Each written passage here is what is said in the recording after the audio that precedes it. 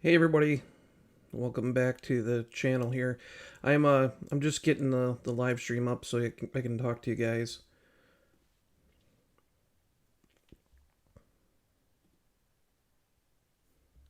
So give me just a second.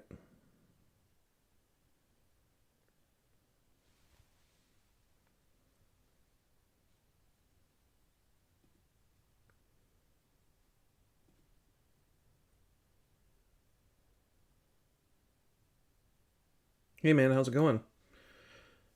Let's see here. Just getting a couple things going here. All right. So I was gonna do this like live this morning. Um, there's today's September 11th, right? So it's today 24 years ago. It's hard to think it's been that long. I was in high school when all this stuff happened, but I remember it just like yesterday. So again, I was just had a lot of stuff going on, and I kind of got caught up in what was going on. Watching old stuff, and yeah, it's just with all the stuff that's going on in the world right now. I don't know. I called a couple people and talked to a few people this morning, and I thought that was kind of more important to talk to some people that I really care about than coming on here and just doing a live stream. I mean, I do care about this stuff, but with all the messed up stuff in the world right now, I think it's really important to reach out to the ones that you haven't talked to in a while, that you really care about, and talk to them. So I had some really nice talks with some family that I haven't talked to in a while and whatnot. So I ended up talking to my uncle for about an hour and a half. So that's the reason why this live stream is really going on late. But anyways, so yeah, the reason why this is up on the screen is every year I try to do something with 9/11 involved with it, but this year I don't know, it's a little different this year. But this is an article I did back in a couple years ago, 2 years ago, and this is actually a 2002 Jeep Liberty that was custom done to honor September 11th in the months after. A lot of people don't know about this vehicle, and pictures are hard to find of it, but there's actually a couple of these Jeep Liberties out there, and this one went up for auction a few years ago. Somebody bought it, but there's another one that's almost identical to it. The stars are a little out of place compared to this one, but this is the second one that was made. And the very interesting thing was they did this, and they also did a Jeep Wrangler, and these sat outside of the Toledo assembly plant to kind of honor those who lost their lives during 9/11. And the very interesting thing is too, a lot of people don't understand, especially with the new Cherokee coming out and stuff. Technically we're on our fifth generation of Cherokee. No, yeah, hold on. We got the SJ, got the XJ, we got the KJ, KK, KL, and KM. We're on our sixth generation Cherokee. And a lot of people don't know this, but we had two generations of what they called the Liberty here. And the reason why it was called the Liberty, and everywhere else other than the US and Canada, it had the Liberty name. Everywhere else it was called the Cherokee. So the JK, the KJ and the K, both the Liberties were actually Cherokees outside of North America. And the reason why it was called the Liberty, which was pretty unique at the time, was sales were really booming still, considering that the Cherokee was getting dropped. But they decided to extend the life of the Cherokee XJ for about 6-7 months. So there was going to be some overlap. And at the time we had 9/11. So they used the Liberty name. And it kind of stuck for a while. And there was more to it than a lot of people think. The Liberty name, at the time, I think right now it's important to kind of go back, especially with today being September 11th, that, you look at this vehicle, and in the days after September 11th, the country was closer than it had ever been. People had flags on all their stuff. It was hard to go down a street here anywhere in the U.S. and not see a house with an American flag on it. Cars had American flags on. I remember it was just, we weren't all these different groups or anything like that. Instead, we were, Americans. There was no black or white or Asian or anything like that. We were Americans. And in the last couple of days, it's just like, it's sad that we've gone 24 years and not really felt that again. So again, I'm not going to go into a whole political speech. That's not who I am about this on this channel. If you follow me, you know how I feel about certain things, but overall, it's pretty sad that our country's so divided, especially on a day like today, that we should be remembering all these things. But again, this is a very special Jeep Liberty. It's still around. It's not in circulation too much anymore. Here's the first one, the very first one that was sitting outside of the Toledo plant. And that rock formation's still there to this day. So, yeah, this one ended up being commissioned for a dealership in Toledo.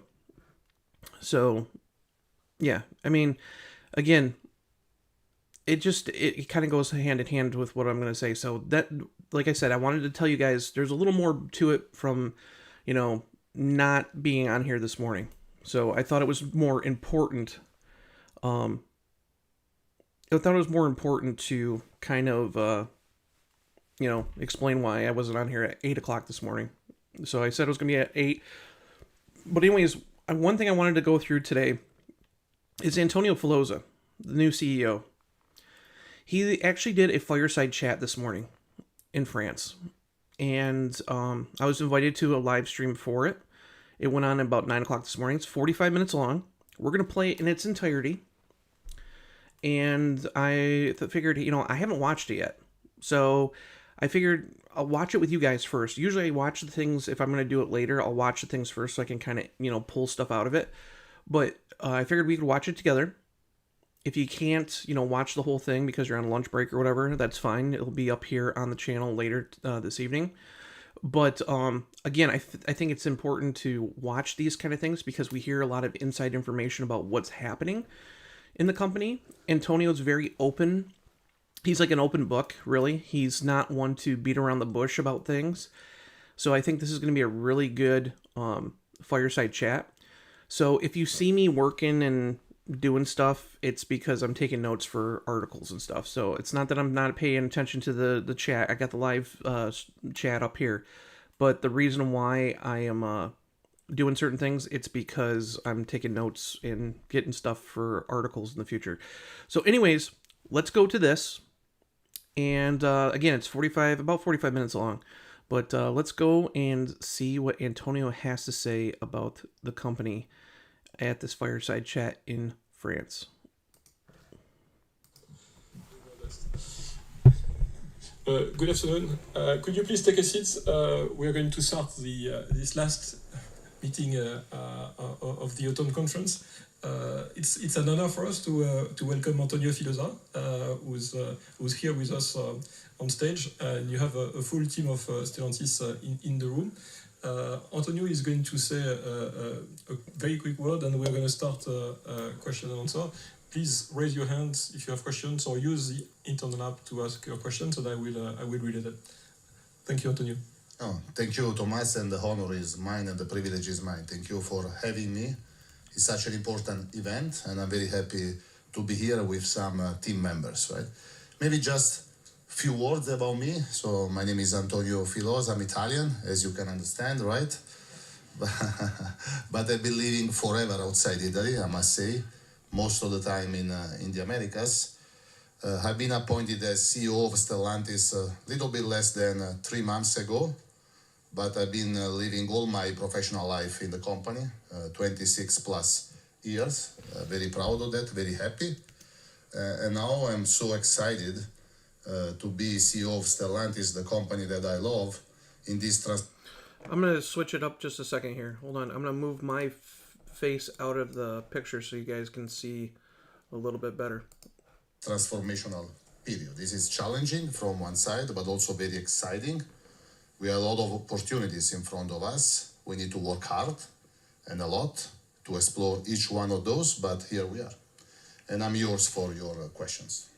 Great, thank you very much. I'd like to start with your key priorities. I think you've been quick at presenting a new leadership team, that has been reduced versus what we had previously. Could you tell us what is the plan in terms of, we understand you want to turn around the business, and I think a lot of issues have been identified and are progressively being solved. Can you mention what are the key priorities for the new team? Oh, very good. So as you said, the first day I selected my new team, which is smaller than the previous one. Right? The previous one was larger than 35, I believe, team members. This one is less than 15. So that adds a lot in terms of quality of discussion and governance, and I'm very happy of the team itself. And we set us up for the new priorities. So the business priority are basically three. As myself and Doug, who is in this room, my CFO, told the analyst in the first earning call, we have three priorities in the next years. Number one is business growth. The second is flawless industrial execution. The third is increased profits, right? And the result that we want to achieve by doing that is improve our business indicators, all of them, in a gradual and progressive but visible way, quarter by quarter. This is where we want to land, right? So let's talk about the first one, business growth, which is probably the most important. That starts in North America, and then goes in Europe and third engine, as we call it, right?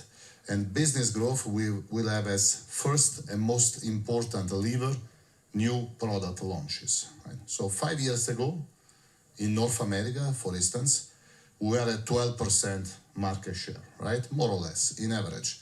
And we closed last half at around 7%. So we lost a lot of market share, right? Why?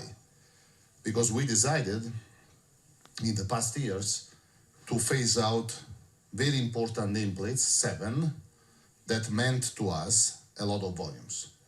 So I will mention you the 7 nameplates so we can all understand the relevance.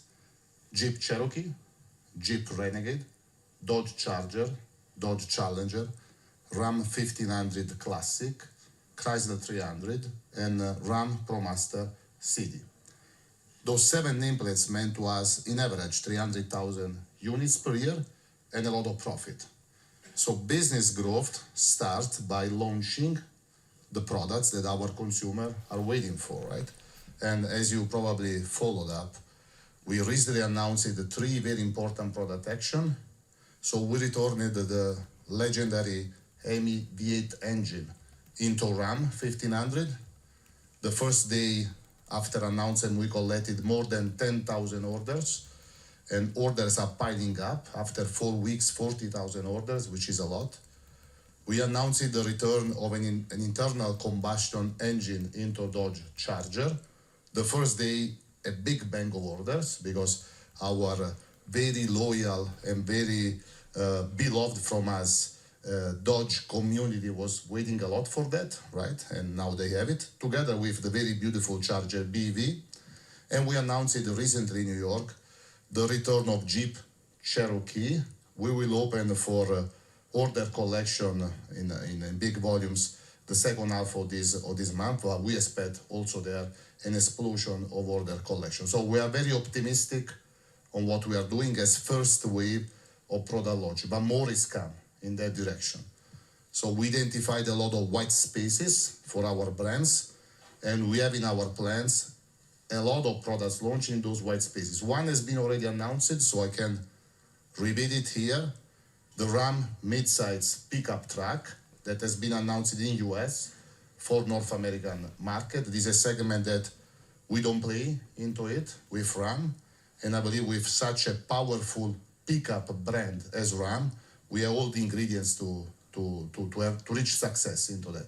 So product launch is the first important lever of business growth in North America, but also in the other geographies. Very clear. Thank you very much. Is it fair to say that some of the issues that you had previously were also linked with excess inventories, and that this has also been solved before? So you have the latitude now with the new products you're launching to rebuild to some extent some wholesale inventories that should also help your industrial footprint to be a bit more effective? Oh, very well. So dealer inventory, especially in North America, but not only in North America, has been a big roadblock for our business last year, right? And we have been managing it very rigorously since, I would say, half one of last year. And now we are at very healthy level of dealer inventory, right? So we decreased a lot in volumes. Those are visible numbers, but it's not visible to everybody, but we improved a lot of the quality of the dealer inventory. So for instance, we don't carry any more aged inventory. So model year 24, mainly all model year 25 are gone, right? It's all new and refresh inventory. And now we are in the phase to be very rigorously in controlling that, starting from the turn rate on the dealer ground of each one of the trims that we sell, and obviously to provide to the dealer in the mix and the quantity new inventory of model year 26 that they need. This very high rigorous car flow management, coupled with the success of the new product launches, will create the momentum and the growth momentum that we need for our industrial footprint as well. Thank you.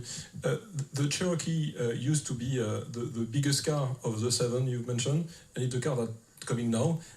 Could you share with us, I know you can't buy a crystal ball, but roughly, should we expect this car to be selling at 100,000 units, 150 or more? What do you think is realistic? The segment is huge, but competition has built up since you left the segment. What would you expect as a reasonable figure for the vehicle? No, very well.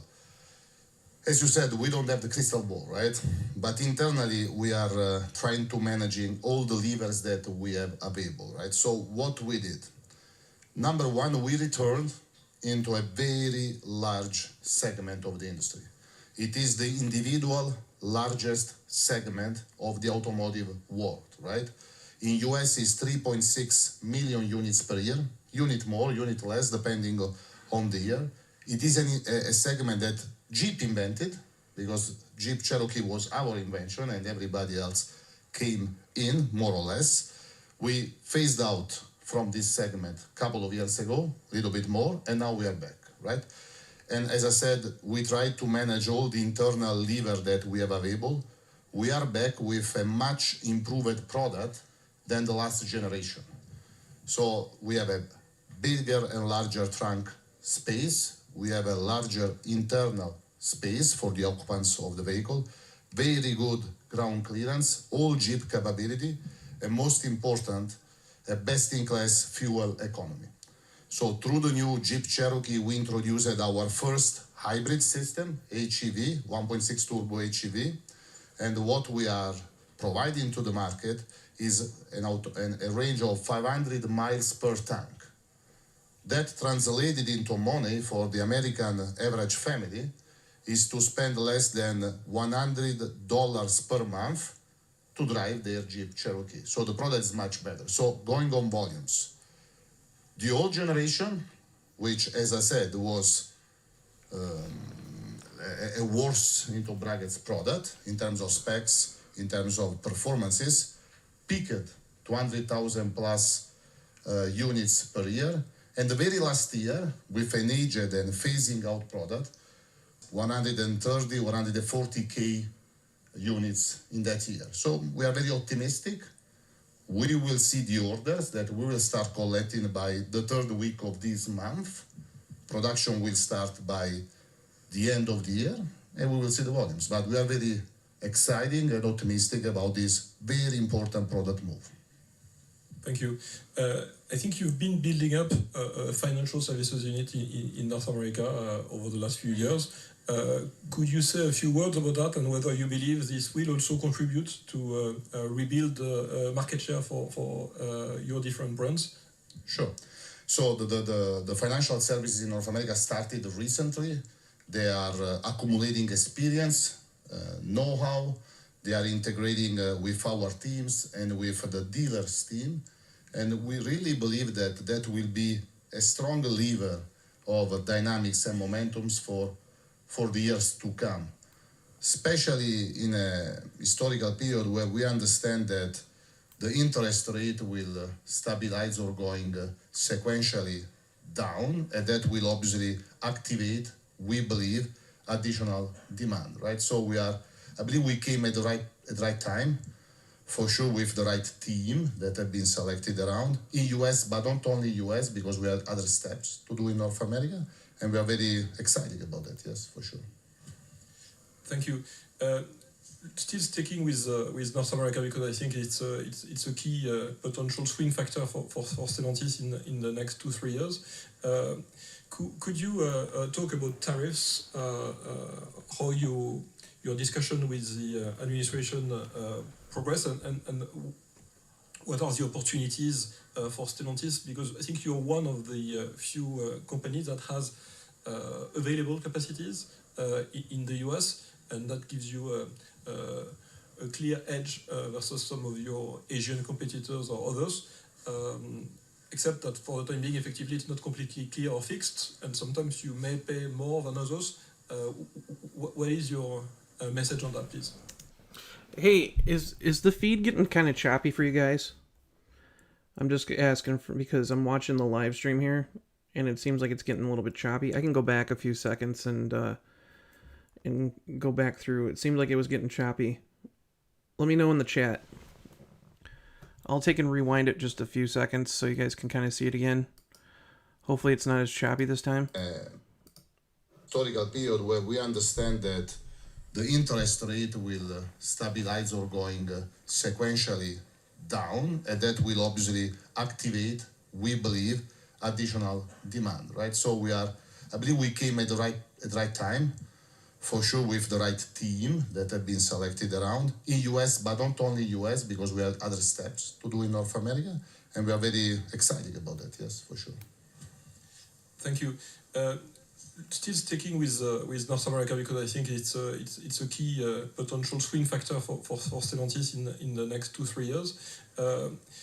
Could you talk about tariffs? How your discussion with the administration progress, and what are the opportunities for Stellantis? Because I think you're one of the few companies that has available capacities in the US, and that gives you a clear edge versus some of your Asian competitors or others, except that for the time being, effectively, it's not completely clear or fixed, and sometimes you may pay more than others. What is your message on that, please? No, very well. So on tariffs, right? So number one, we perfectly understand the objective of US administration. So US administration wants to bring back investments, does assembly and jobs creation to the United States plant. So we understood that very clearly, and we want work accordingly, right? Second thing, we are in a very productive exchange of ideas with the US administration. We communicate a lot to them, and communication is very productive. So what as a tariff is still an environment not 100% defined, is getting clearer and clearer, and we are ready to act, right? As you said, our capacity in United States can accommodate important industrial move. So we are still working with the administration to create the final scenario, and very soon we'll be able to communicate around that.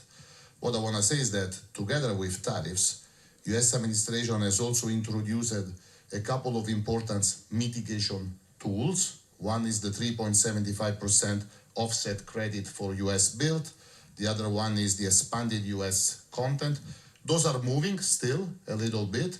As soon as they will be fixed and 100% clear, then we will be ready to move on that. Thank you. If I move to Europe, which is a big region for volumes, but has become a more challenging region in terms of profits, partly because of regulation. Could you talk about the ramp-up phase of your two new platforms? I think Stellantis was built partly to try to generate substantial synergies from two historic companies that had more than 15 platforms, going down to initially 4 then 5.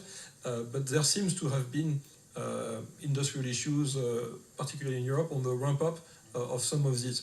Could you tell us where you stand here and what you expect in terms of product launches and the effect on market share in 26 as well, please? Oh, very well.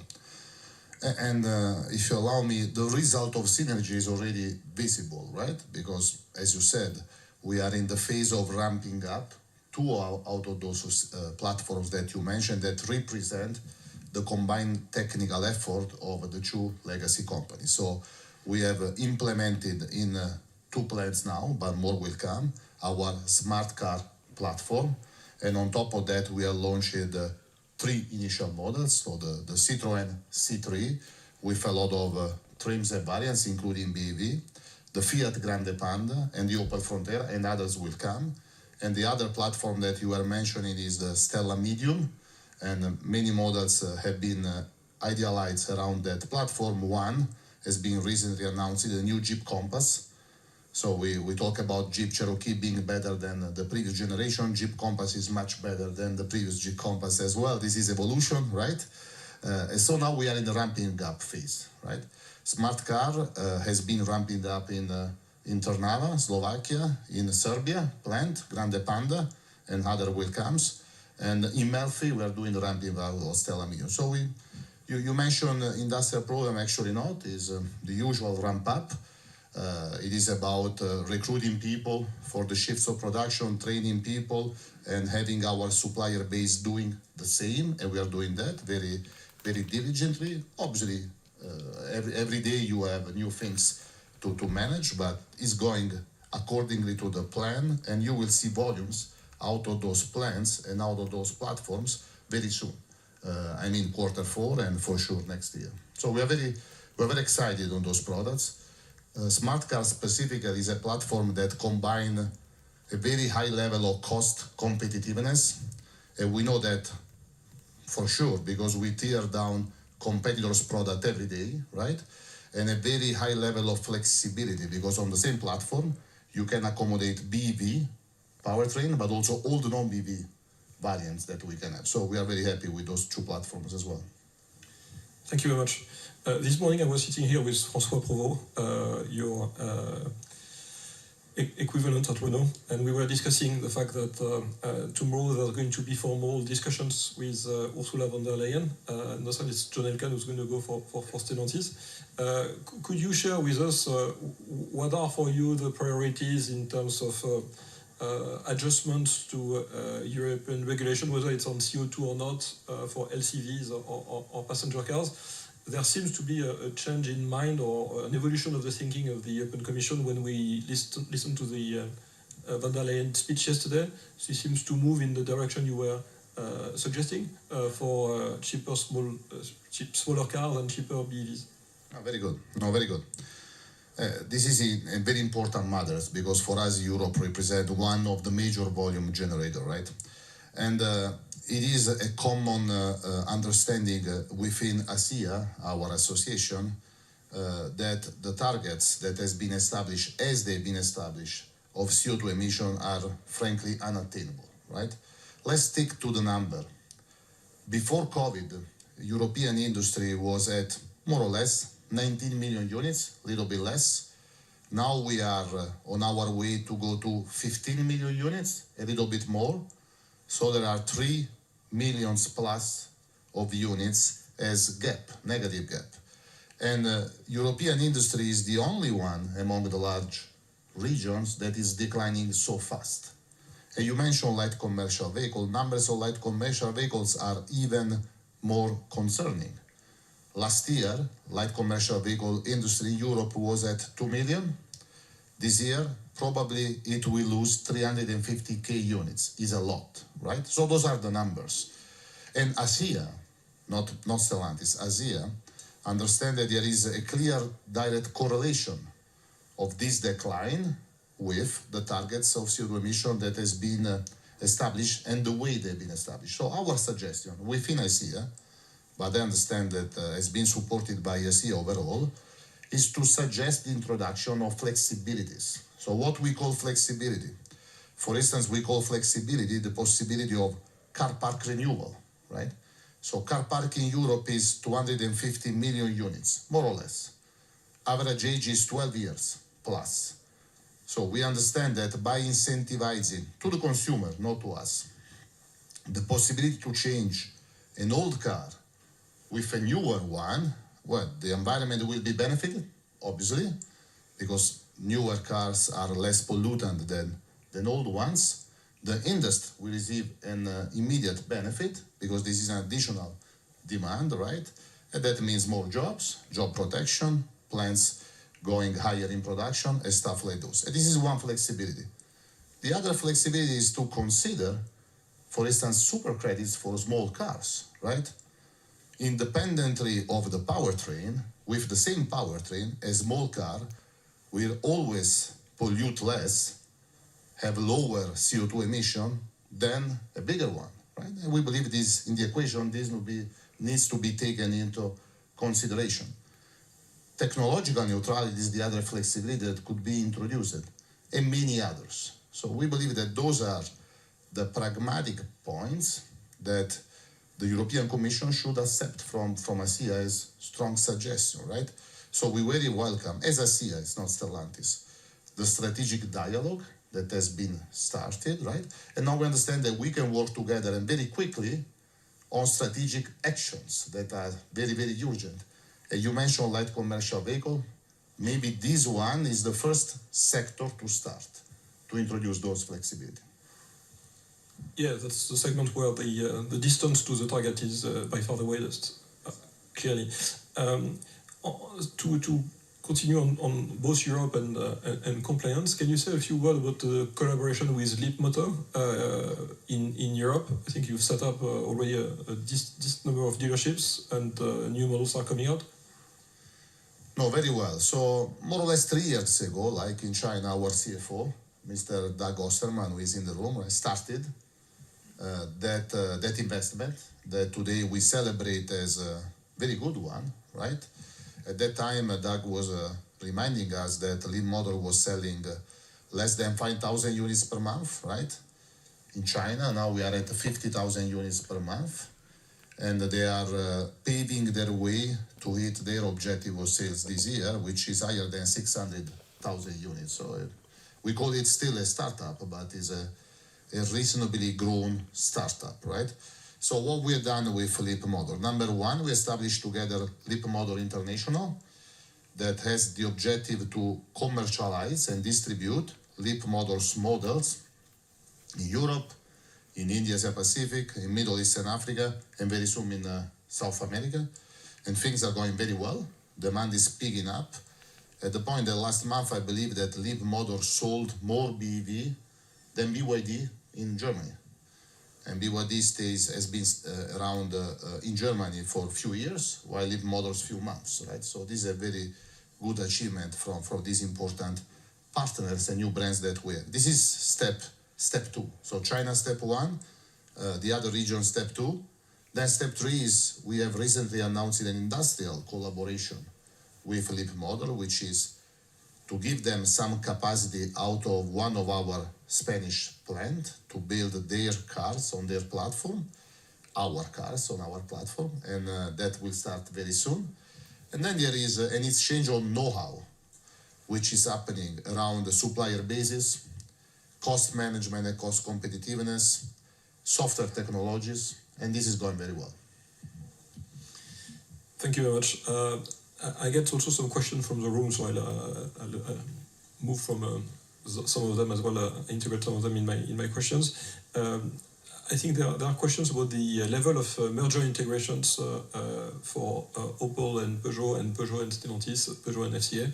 Where do you think you stand, and is there still more to be done, or it's I think we are in year 4 of the company. Yeah. Is it done? Obviously, the company is evolving, such as any company, right? Our company started 4 years ago, as you remember, after the merger of very two important legacy OEM, right? And now we are happily into Stellantis.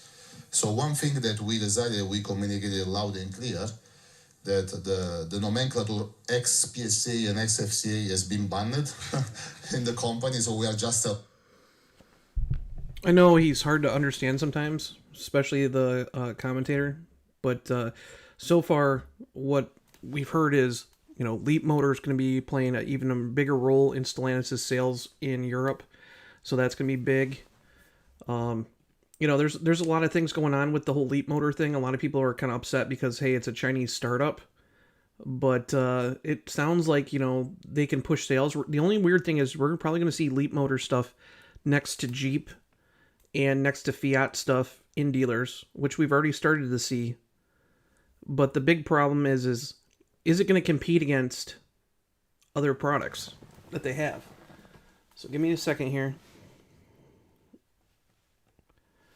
I know the stream's kind of all over the place, so I'm letting it sit for a second, and then we'll watch it again.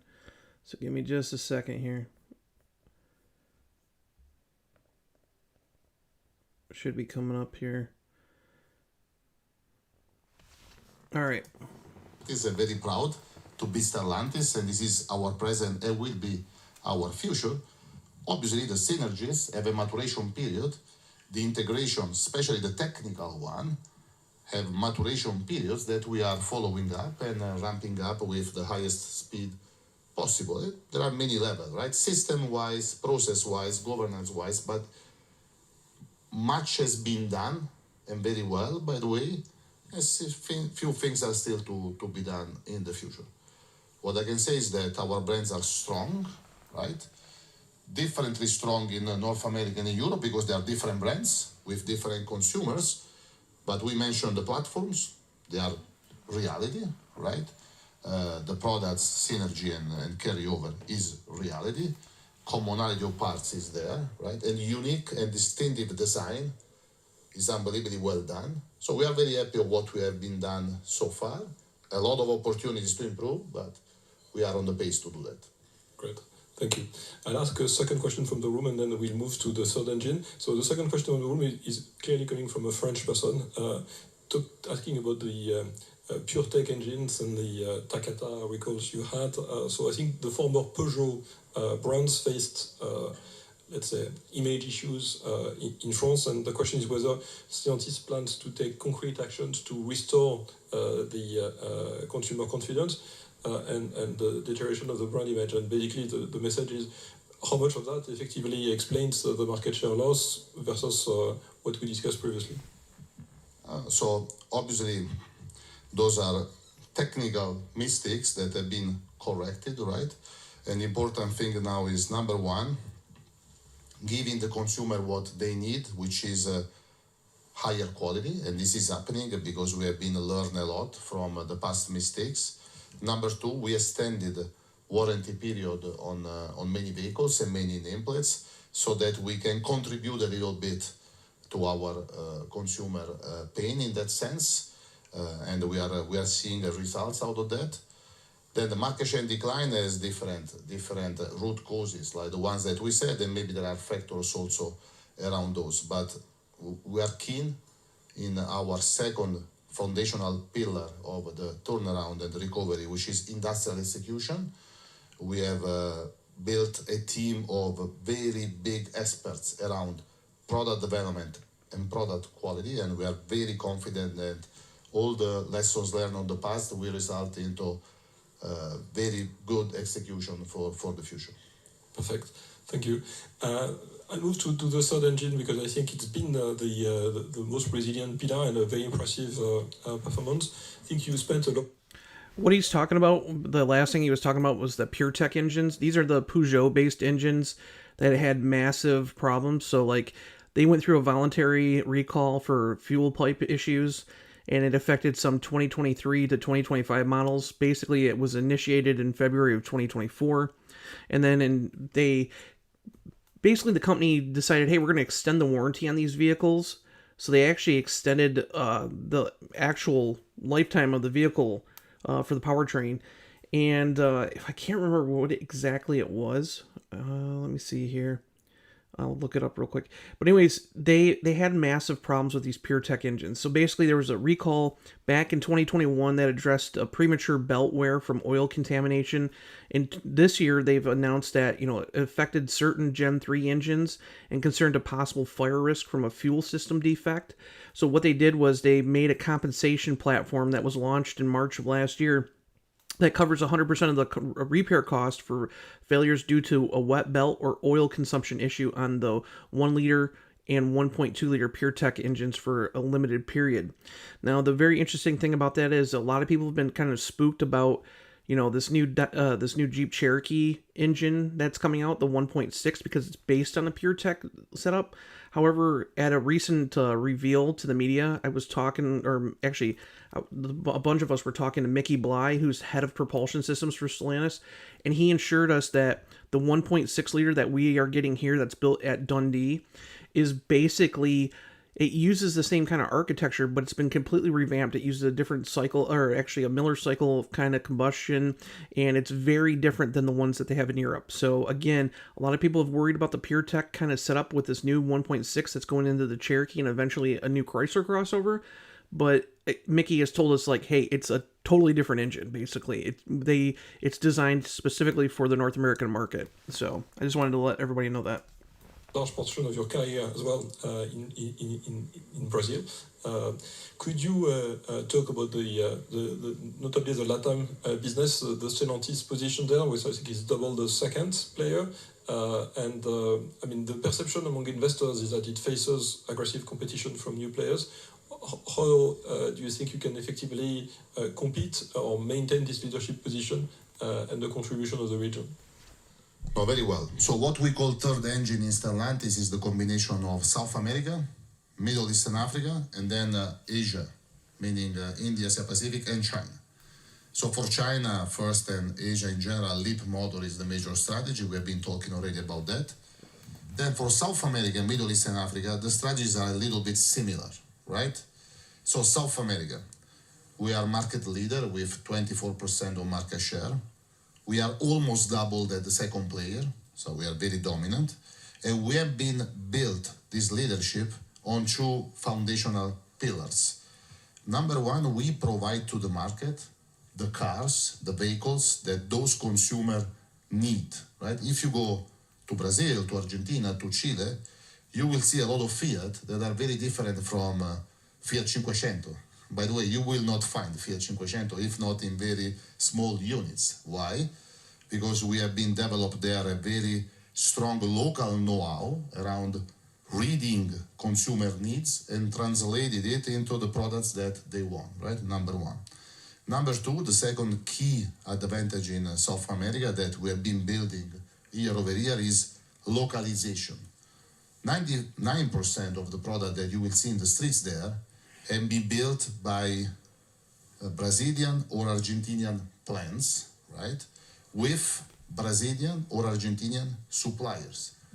Almost 90% of the content in our Brazilian or Argentinian builds comes from Brazilian or Argentinian supplier.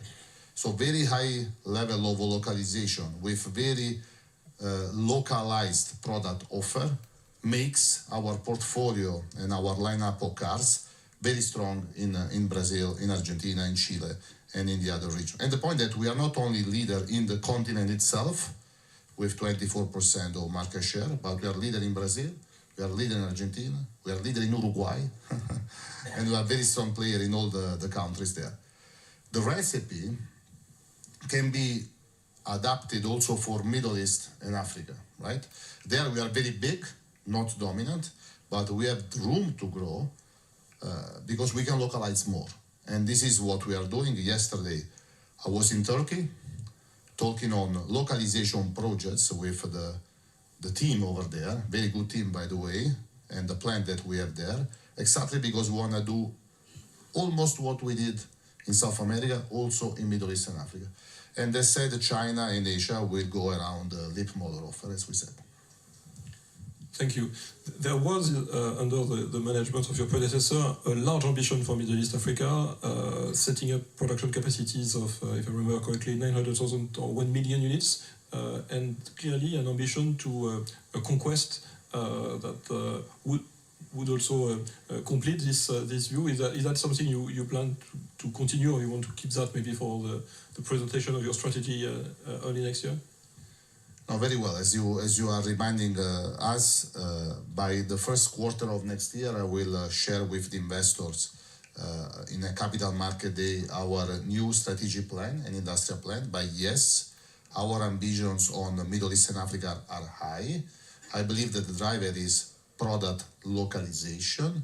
I believe that we have a very nice industrial footprint there, very, very competitive, and we want to leverage it with the right products. So what you just heard Antonio said, he said this recently at another thing that we did on a live stream.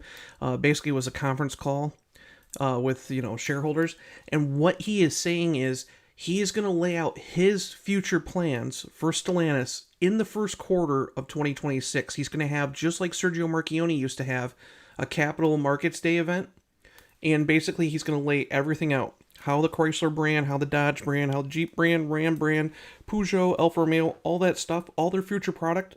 If you remember, we used to get the 5-year plans all the time. This is what he's going back to. It's one of those things I've been talking about in all the different live streams and stuff and all the different videos I've been doing, that he is looking at kind of pushing the company back to how it was back in FCA days. He's running it how Sergio Marchionne did, because that's when the company was successful. So it's very important to know that if you're wondering what the heck is really going to happen for the future of the company under Antonio Filosa, he will have a few months, and his team has a few months, to get all their ducks in a row, and they're going to present this to all the stockholders and everybody in the open. So we will know exactly what's going to happen for the next 5 years down the road. Understood. Thank you very much. If I move a bit more to financial topics, the progress that has been achieved between the second half of 24, that was a low point where you had to start addressing inventories, and the first half of 2025 was a bit more pedestrian than I hoped. I think you've set a guidance in July.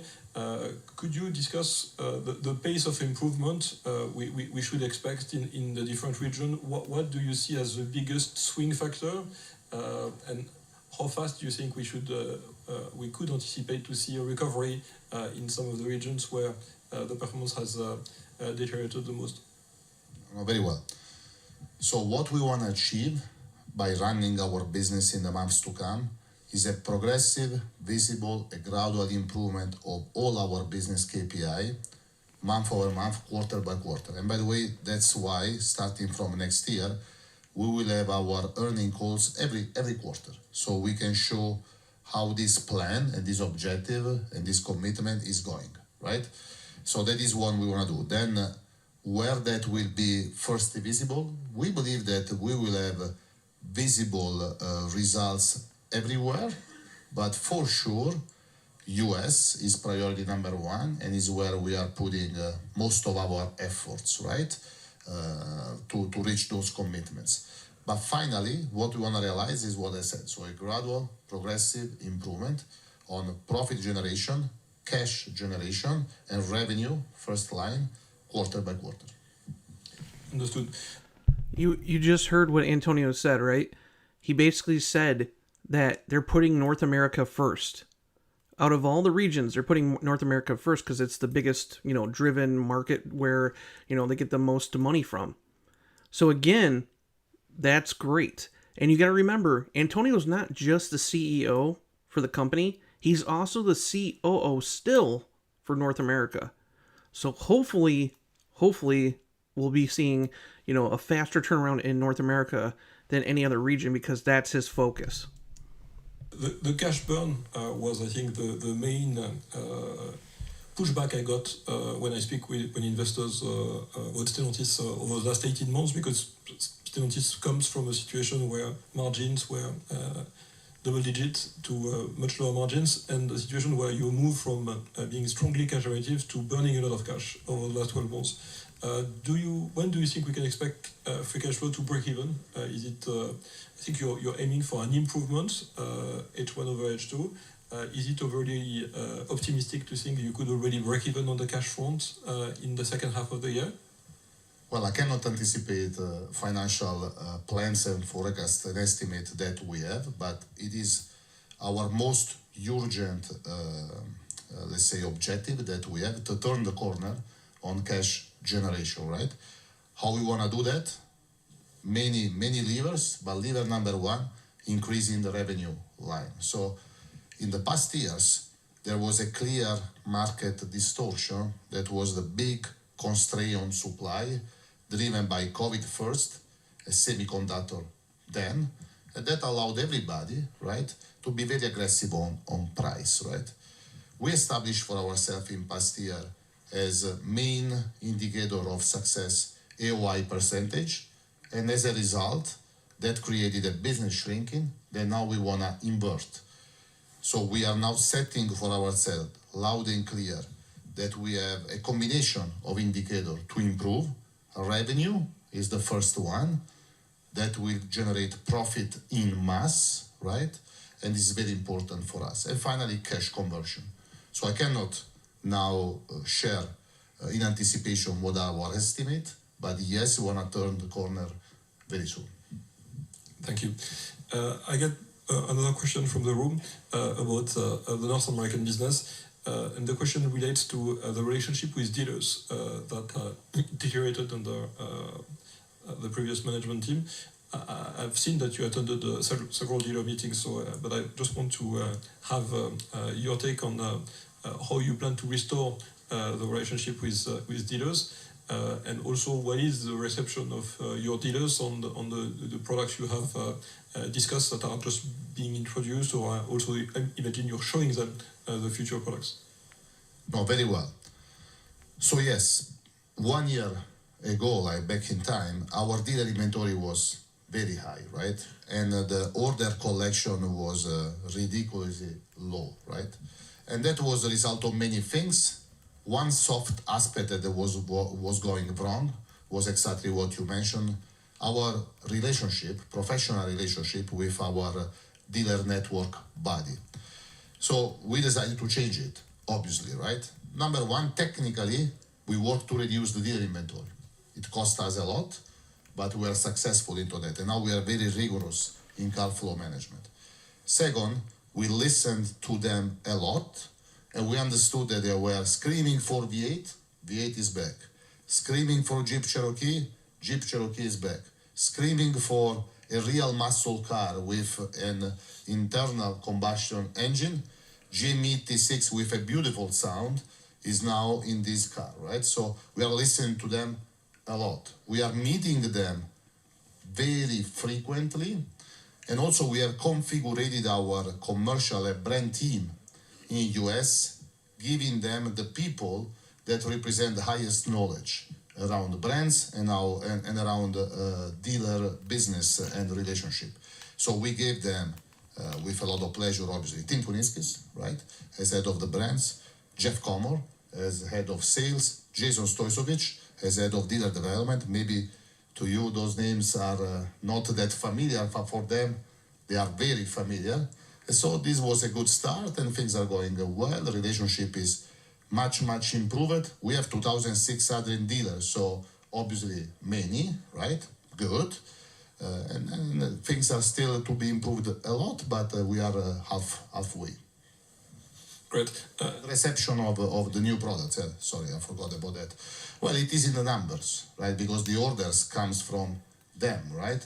So one day, 10,000 orders on the V8 Ram 1500. In one day, all the orders that we need to fulfill the entire end-of-year production for the Dodge Charger, and we will see the Cherokee order very soon. So very productive. Okay, and in terms of sequence for all these products that you're bringing back, because it seems that you've identified a number of issues, and it's coming back to what was previously the success of the company, seems to bring a lot of profits potential back. How fast can you reintroduce the V8 engine that had been stopped for compliance reason 12 or 18 months ago?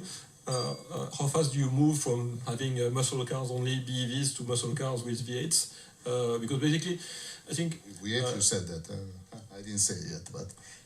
So are we already going to see some of these volumes in Q4, or is it more in 2026? Okay. On the speed of our reaction, maybe just one data. So we introduced V8 in less than 10 months since the decision, right?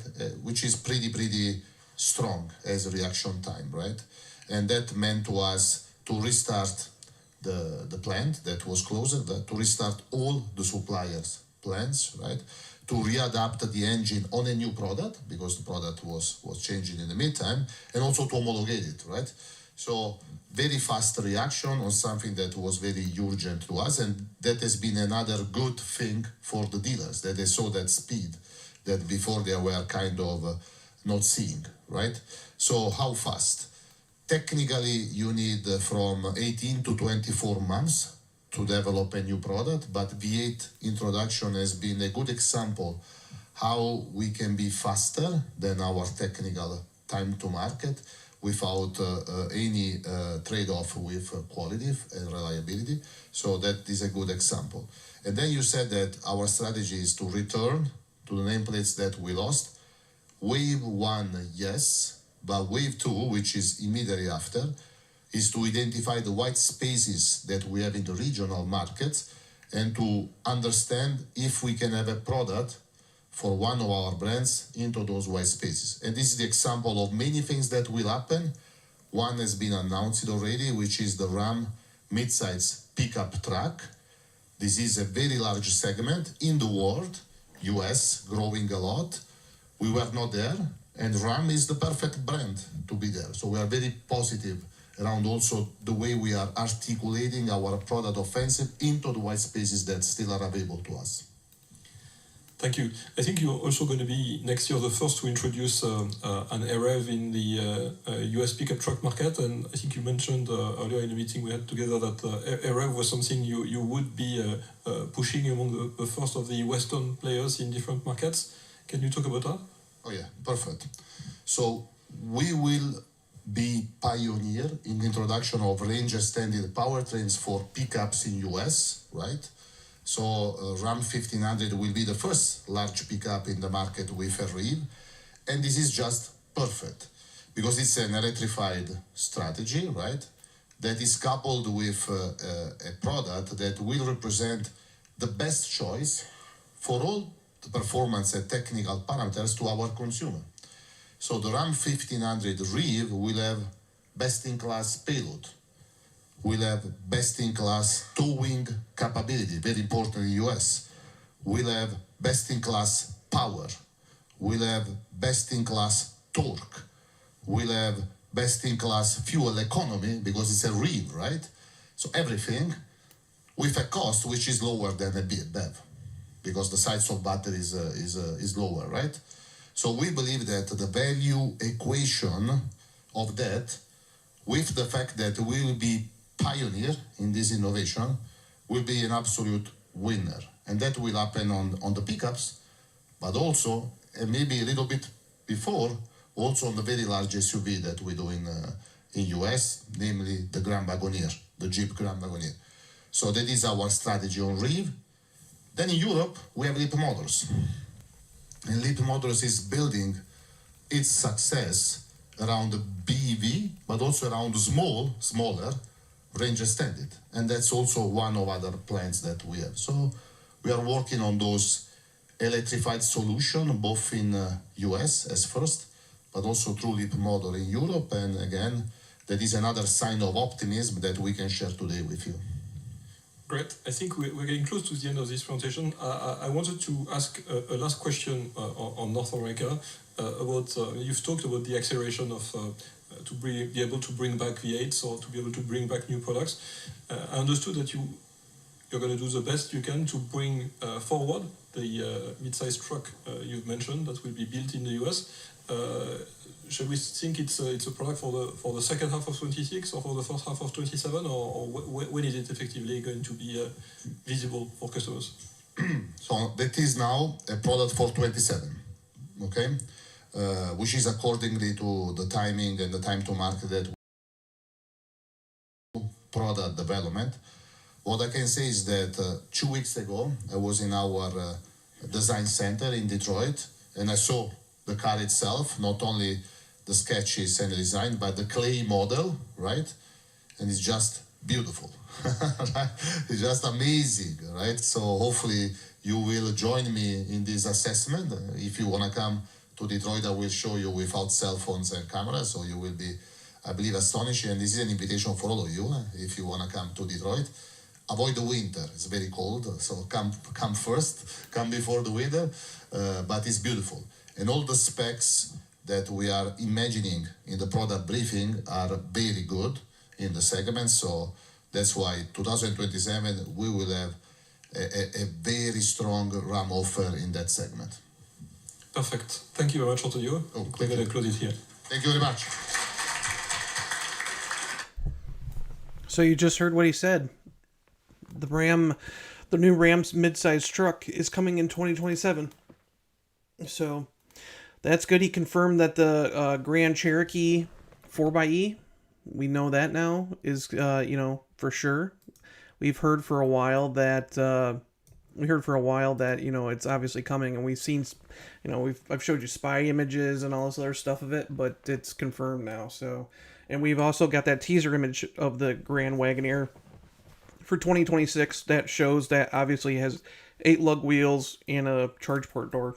So, but anyways, it's good to see that, again, his focus is on North America. So, with that being said, he's, even though he's the CEO, he's still the COO for North America. So that's his focus. This is his region, his pet, project.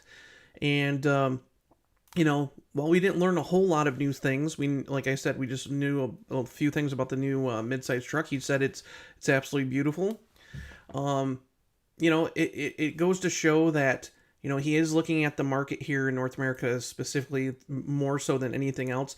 Brazil and Argentina, the South American market, is fine. They're doing excellent. You heard what he said. They have 24% market share overall for everything. 24%. They're the most dominant automaker in South America. Leapmotor's, we talk about the Chinese EVs and how a joke Leapmotor is, but honestly, the sales for Leapmotor have accelerated big time. If you follow me on Mopar Insiders, you've probably seen that I posted an article the other day that on Monday they actually showed off a 5th Leapmotor vehicle at Munich at the IAA Mobility conference there, and it's a small, like, 4-door hatchback, all electric. And that's going to be a game changer for them, because Leapmotor, again, is going to be kind of weird because we're going to have Chinese vehicle, like EVs, sold alongside, like electric Fiats and Jeeps and stuff in Europe. But he just said that, Leapmotor, which is still considered a startup, they're looking at pushing almost 1 million units by next year. That's more than Jeep.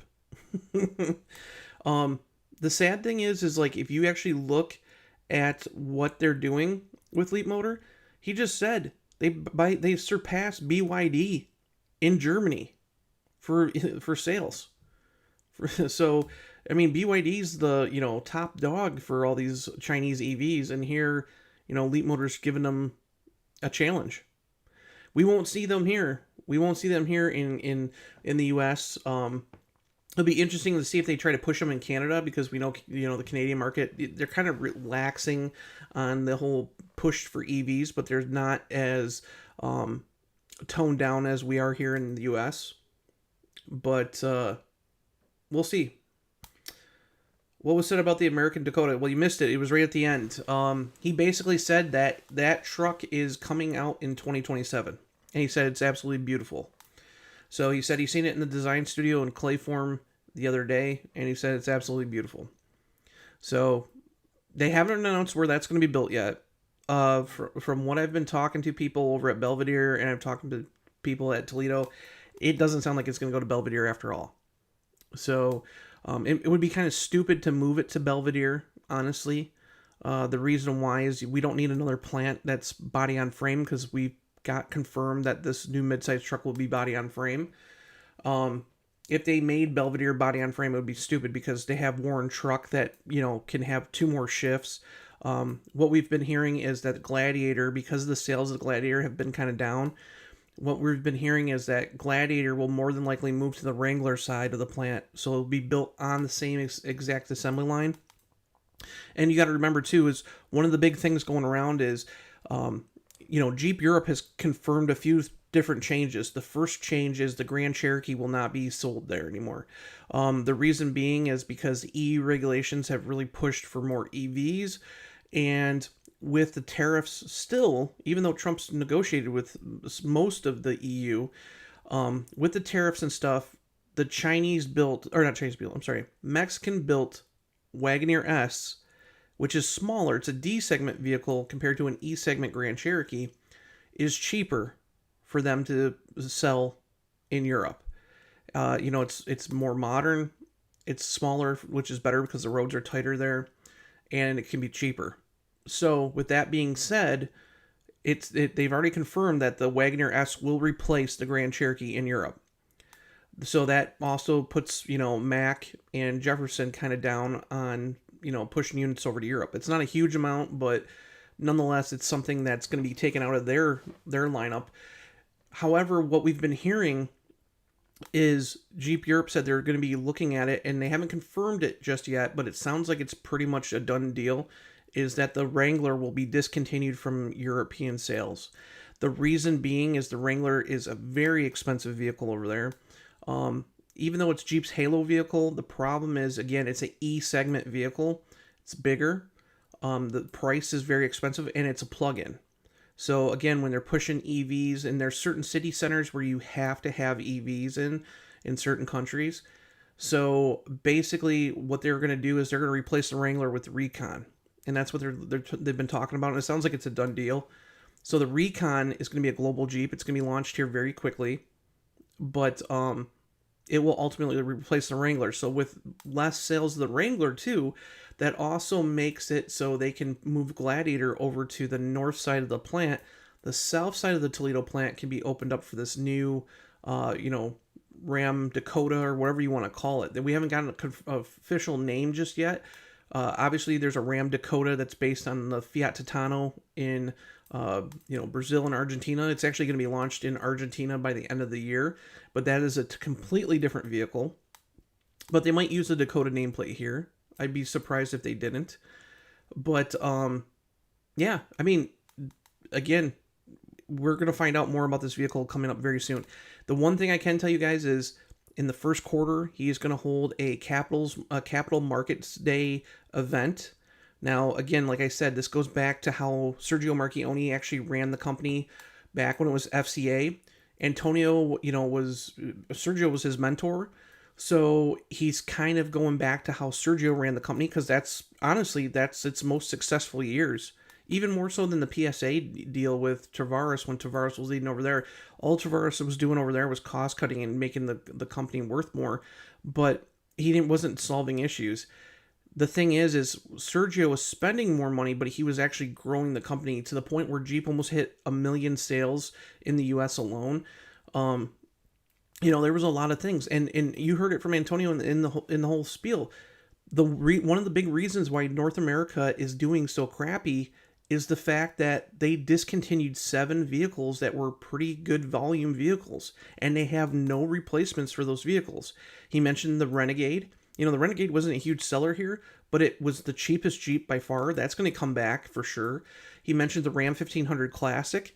Well, the midsize pickup's going to replace that. Tim Kuniskis has already confirmed that. You can watch that on a couple of my videos from the past. He's also said, the Cherokee's back, which it is. The only problem I have is they got 3 D segment SUVs now for one brand, so that kind of doesn't make a lot of sense. But nonetheless, the Cherokee's back, and that was a huge seller for Jeep back prior to COVID. And then Ram's ProMaster City. We've seen spy shots. I showed you spy shots of Ram vans, what looks like to be a Ram ProMaster City prototype over in Italy testing. And then he also said that, the Dodge Charger and Challenger, a lot of people, we have the Dodge Charger Daytona. Obviously, I have one.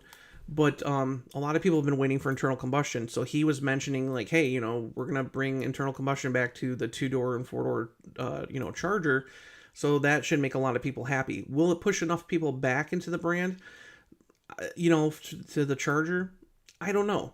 But I think it'll be more competitive with the Mustang for sure, because Mustang sales have flopped too, and obviously the Camaro's not in the picture anymore, so it can't do any harm by bringing the turbocharged inline six into the lineup. And then on top of that, we look at other vehicles like he just mentioned. There's a bunch of them. We're still waiting on a new Compass.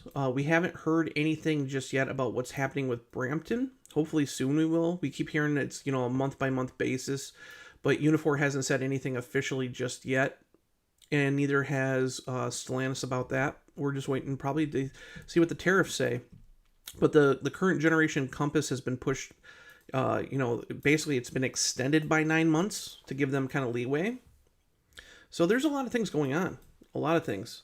Sergio originally had plans to... Oh, yeah. Absolutely, he had plans. It was in 2018. It was the year before... Or it was right before he died.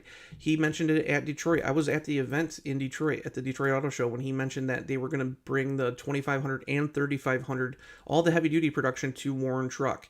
And it was going to be side by side with the Grand Wagoneer and Wagoneer. That was the original plans. To me... Like right now, because of the tariff situation and stuff, what they're doing is they moved a lot of production of the Ram 1500 down to Mexico, but that's all export stuff. When I say export stuff, that includes Canada. Like Canada is getting all their Ram 1500s from the Saltillo truck plant down there right now because of the tariff situation. So it kind of frees up some stuff at Shap, but like if you look at like Ram 1500 Ram Charger and Ram 1500 Rev, I don't understand why those can't go to Warren Truck. Those are based on the exact same platform as the Wagoneer. If you look at the Grand Wagoneer is going to get a 4xe model anyways, why not build them at the same plant? It just makes sense. And they're literally Shap and Warren are like 3 miles apart from each other. So I don't get that whole idea why they can't build it there. But Warren definitely needs some more production. But it looks like Toledo South will probably get the truck, and then Belvedere, who knows? If they go unibody, which would be great. I would love to see the Cherokee moved up here from Toluca. The Cherokee, they got the new Chrysler crossover that they're looking at. That's going to be pretty much the same kind of thing. It's still a large crossover. It's supposed to launch with the same exact hybrid powertrain. According to Chris Fuel, it's supposed to launch with the hybrid powertrain, just like the Cherokee. So I would love to see a Chrysler built here in the U.S. So, I mean, if Belvedere could get, the Cherokee and the new C6X crossover, that would be awesome. Belvedere needs more than one vehicle. And there's a lot of product that they could bring here. We're still waiting to hear about Brampton. And Brampton will be a key piece, because if the tariffs kind of go away and we get this whole tariff situation settled, if that happens, Brampton has a lot of potential to build multiple Stella medium vehicles, not just the Compass. We could look at a new generation of Dodge Hornet. They could even build Alfa Romeo Tonales over here and, bring them over here so they don't have to, build them over there and ship them. There's a lot of possibilities. They could even build... this is me just throwing this out there because nothing's confirmed about this at all. But we've been talking about the Ram Rampage, right? If they built an updated version to compete against like the Ford Maverick and that, they could build it there. There's a lot of potential. The problem is they're not maximizing production at the plants, period. So they got to do a lot of shifting around and stuff. But the problem is that people don't understand it takes money to do that. And Stellantis doesn't have a lot of cash on hand right now. They're spending money hand over fist because they have to, bring back the products and basically course correct where Carlos Tavares steered them in the wrong way. So, again, Antonio's plan, the next 15 months, I would say the next year, because he's already had 3 months. The next year from today's date is going to be very important. And the reason why is because we're going to actually see not only his direction going forward. I showed you a video yesterday I did that Dare Forward 2030 is dead. It's dead. The whole Carlos Tavares movement is gone. Antonio said he was going to be looking at that when he became the CEO. And basically, we got from Jean-Philippe Impardo, who's the COO for Europe, that he basically said, hey, we're not following that anymore. 100% BEVs in Europe by 2030? Nope, not happening. And we already know that's kind of being pushed back here.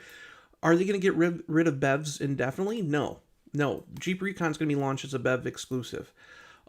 There's several vehicles that are going to stay, in the whole BEV lineup. And it makes sense because 20% of the market wants battery electric vehicles. No matter what people say, like, oh, we hate battery electric vehicles, we hate EVs, we hate this, we hate this. 20% buy battery electric vehicles across the globe. So basically it's a little bit more than that if you want to get technical. It's 1 out of every 4 vehicles is a battery electric vehicle.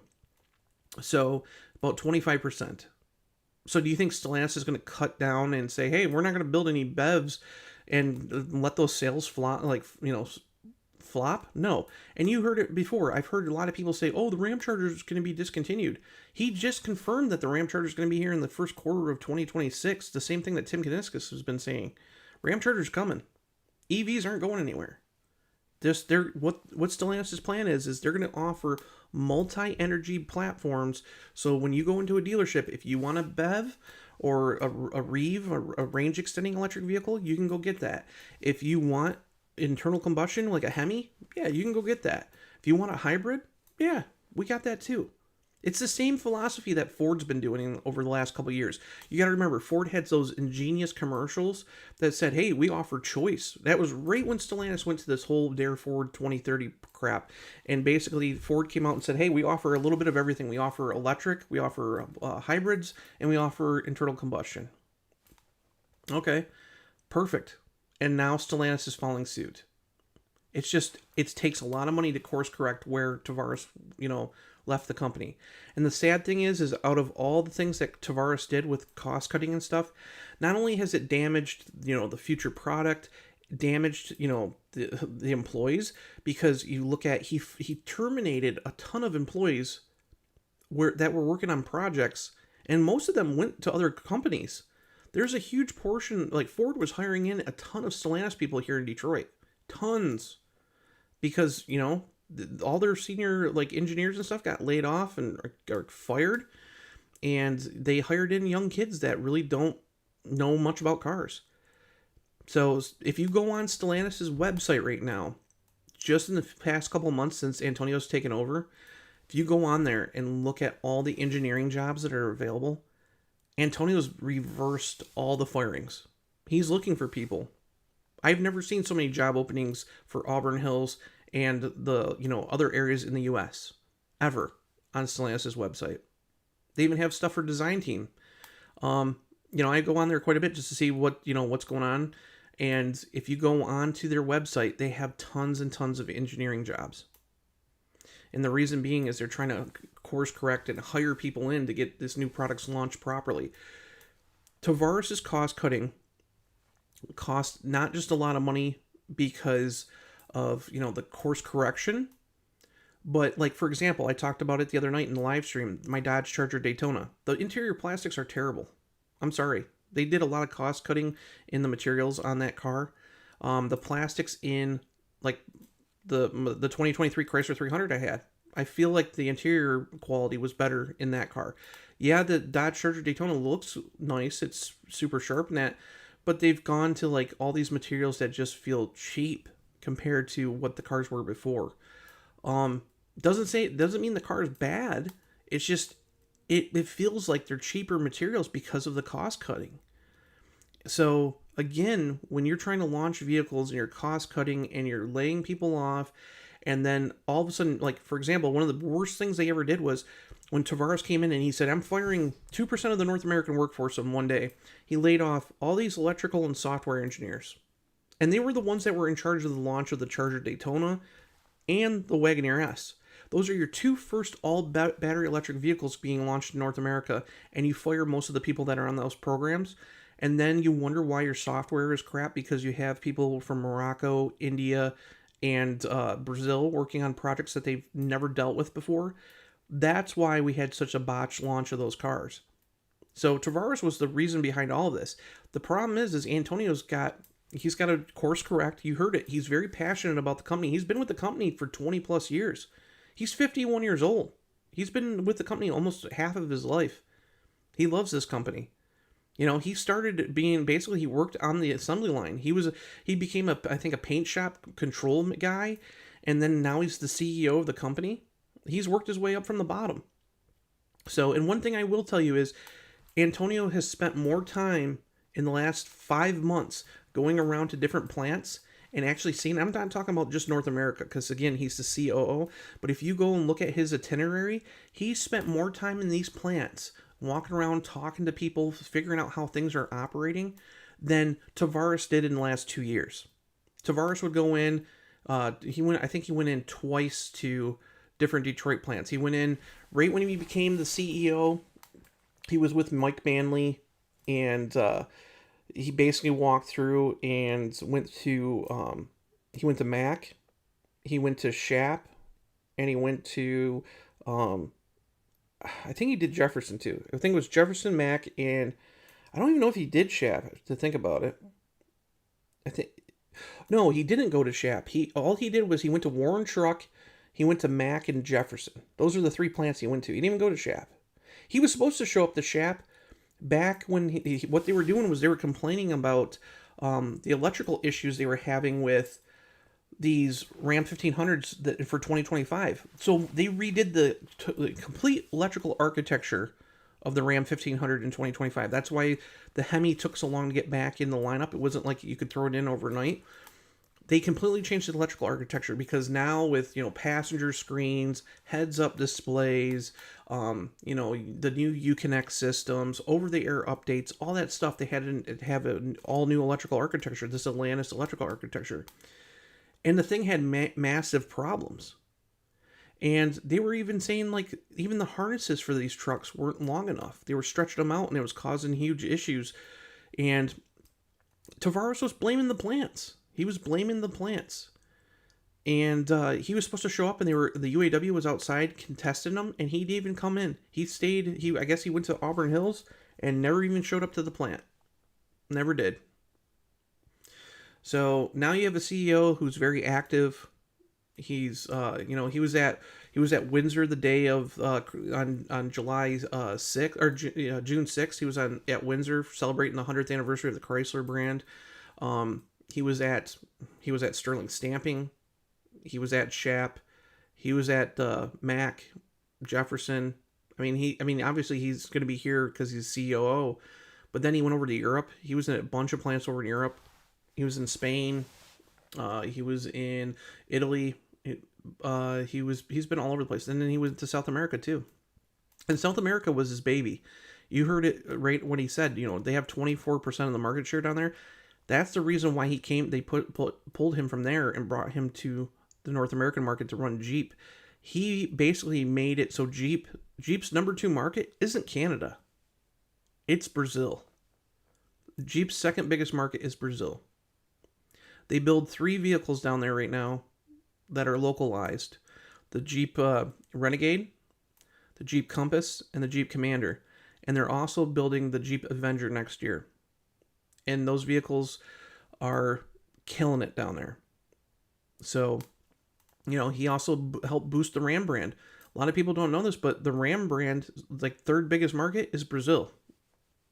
And they're considered a premium brand like Maserati over there. So there's just a lot of things that are going on in the company, and a lot of people everything's changing very radically, very quickly, faster than what people could think. Again, when we went to, I got to see the Dodge Durango SRT Hellcat jailbreak a week before they announced it at Roadkill Nights. And they never said anything about putting a standard Hemi lineup across the board to us at all. Just things like that. They're changing things so quickly. And the thing is you gotta make money, but you gotta spend money. So what are they doing? Well, the biggest plan is to drive profitable, make sure that they can drive profitable vehicles and boost their sales. So again, when you look at the Durango, I talked about it last night in my live stream. It's a cash cow. It's a cash cow for the brand. It is, whether you think so or not. All the tooling's paid off. The vehicle's old. I got a 2021 vehicle, and that was the first year it was really significantly updated. The Durango made its launch in the WD Durango made its launch in 2011, actually 2010 as a 2011. Got a mild update in 2014. That's when it got the updated front fascia, the updated Uconnect systems, and the updated racetrack taillights. Got another update in 2021, and now they're planning on building it until 2029. So yeah, there's just a lot of things that that thing's a cash cow for them. Again, the tooling's all paid off. The 5.7 Hemi, all the tooling's been paid off for a long, long time. That engine's 23 years old. 23 years old. So yeah, they're making hand over fist with that vehicle for sure. So yeah, they want to take and keep boosting that. I said last night, for them having that vehicle out as long as they have, they need to do another update, do something to it to kind of keep it, fresh. The other thing is it's kind of affecting resale values, because you don't want to do what you did with the Journey and basically make it like you buy one for 30 grand and it's worth nothing. So they got to do something to kind of change it up and make people want to keep coming into the brand. And then, you look at, again, the Ram 1500 Classic. The reason why they had to get rid of it, they didn't want to get rid of it. They were making tons of money on it. In Canada, it was a huge success. Dealers were absolutely furious. I got a bunch of dealer buddies up there. They were furious that they were getting rid of the Ram 1500 Classic. They actually forced Canada to get rid of the Ram 1500 Classic because they weren't selling enough DT trucks. DT trucks were actually sitting on the lots up there. Everybody was buying Ram 1500 Classics because they were so cheap. So they actually got rid of that multiple months before we got rid of it here in the U.S. And, the thing is there's nothing to replace it. Tim Kuniskis, basically, when I was at the reveal for the Hemi, Tim Kuniskis basically told us, like, hey, there was a question from a couple guys, I can't remember who it was, but they said, hey, why don't you build like a completely stripped out Ram, like with like roll up windows and everything? And Tim basically said, for all the safety tech and stuff we have to have for government regulations, you might save maybe $2,000 if I put manual windows and stuff in it. He goes, it's not worth it. He goes, we still see Rams with incentives on them for under $40,000. But he said, with the sticker price, like he's talking about sticker price, you will never see a Ram 1500 under 40 grand again. Now, you might see it with incentives on it, but the sticker price, he goes, I can't do it. And he goes, the thing is with inflation, he goes, with inflation that they have to make a certain profit margin in those vehicles. And unfortunately, with inflation and the way it's been going the last couple of years, there's no way that they can build a under $30,000 truck or under $40,000 truck. So he said that the reason why he's so pushing forward, like for this mid-sized truck, is it's going to replace the Ram 1500 Classic. So, and you got to remember too, the Ram 1500 Classic is a smaller truck than the DT trucks. The DT trucks are actually a little bit wider, a little bit taller, and actually 4 inches longer than the DS trucks. And if you look back at where the mid-size segment is now, the mid-size trucks are, like, if you look at a GMC Canyon and put it up against a 1999 or 2000 GMC Sierra, they're the same size. They're the same size. Mid-size trucks are where we were for full-size trucks back in the early 2000s. So while they're considered mid-size, they're realistically full-size trucks, or where full-size trucks used to be. So that's where we're going to see that, the Ram 1500 Classic be replaced. But again, when you have 7 nameplates that were bringing in money and then you discontinue them, and that's a lot of portions of your sales. So we're going to see, we're going to see a new Renegade in 2027. They said battery electric, but realistically, with the push away from battery electric, I don't see it happening. We'll probably get something with like an internal combustion engine, or maybe even a hybrid one. And then, Ram ProMaster City, something that's smaller on the commercial side. Like I said, we've seen spy photos of those. There's just a lot of stuff coming out, and you got to give it time. So, Warren Truck was running pretty decent until we got rid of the Classic. The plant has 2 body shops and is definitely capable of running. Oh, definitely. Definitely, Matt. The thing with Warren is, the thing with Warren is that they got rid of product. They had nothing to replace it with. And that kind of screws everybody out because right now they're building Hemis up like crazy, right? And you've seen it. There's tons of shortages with Hurricane engines because they're building Hemis. So we've been talking that Dundee or Trenton is supposed to be getting Hemi production eventually. It makes sense to move it here. It's closer to everything. But the problem is when you don't have product to replace stuff, then you lay thousands of people off. It sucks. And the cost-cutting kind of atmosphere, Tavares had this idea in his head. We'll charge more for vehicles, build less of them, so we don't have to pay the workers as much because we're building less, and we don't have to keep the plants going as much, so we can turn the lights off and blah, blah, blah, blah, blah. Yeah, look at what's happened. Look at what's happened. There's tons of ideas and potential vehicles that they could build, but it takes money. It takes, you got to shift stuff around. So to me, there's no reason why they can't be building a next generation Dodge Durango on a body on frame platform, and building alongside the Wagoneer. I think that would be a killer vehicle. There's no reason why Jeep has to be the only exclusive one for full size body on frame SUVs. As for body on frame vehicles, if they move Gladiator over to the north side of the plant, or even keep it on the south side. Let's say that, we know that the new Ram pickup is going to be, body on frame. It's probably going to share a lot of parts with the Gladiator.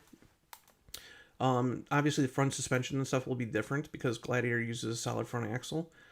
But nonetheless, if it makes sense to move there rather than make Belvedere a body on frame plant, there's just a lot of things that are going on. And again, I don't think there's a lot of clarity just yet, but I think we'll know by Q1 of 2026 when we have that Capital Markets Day event.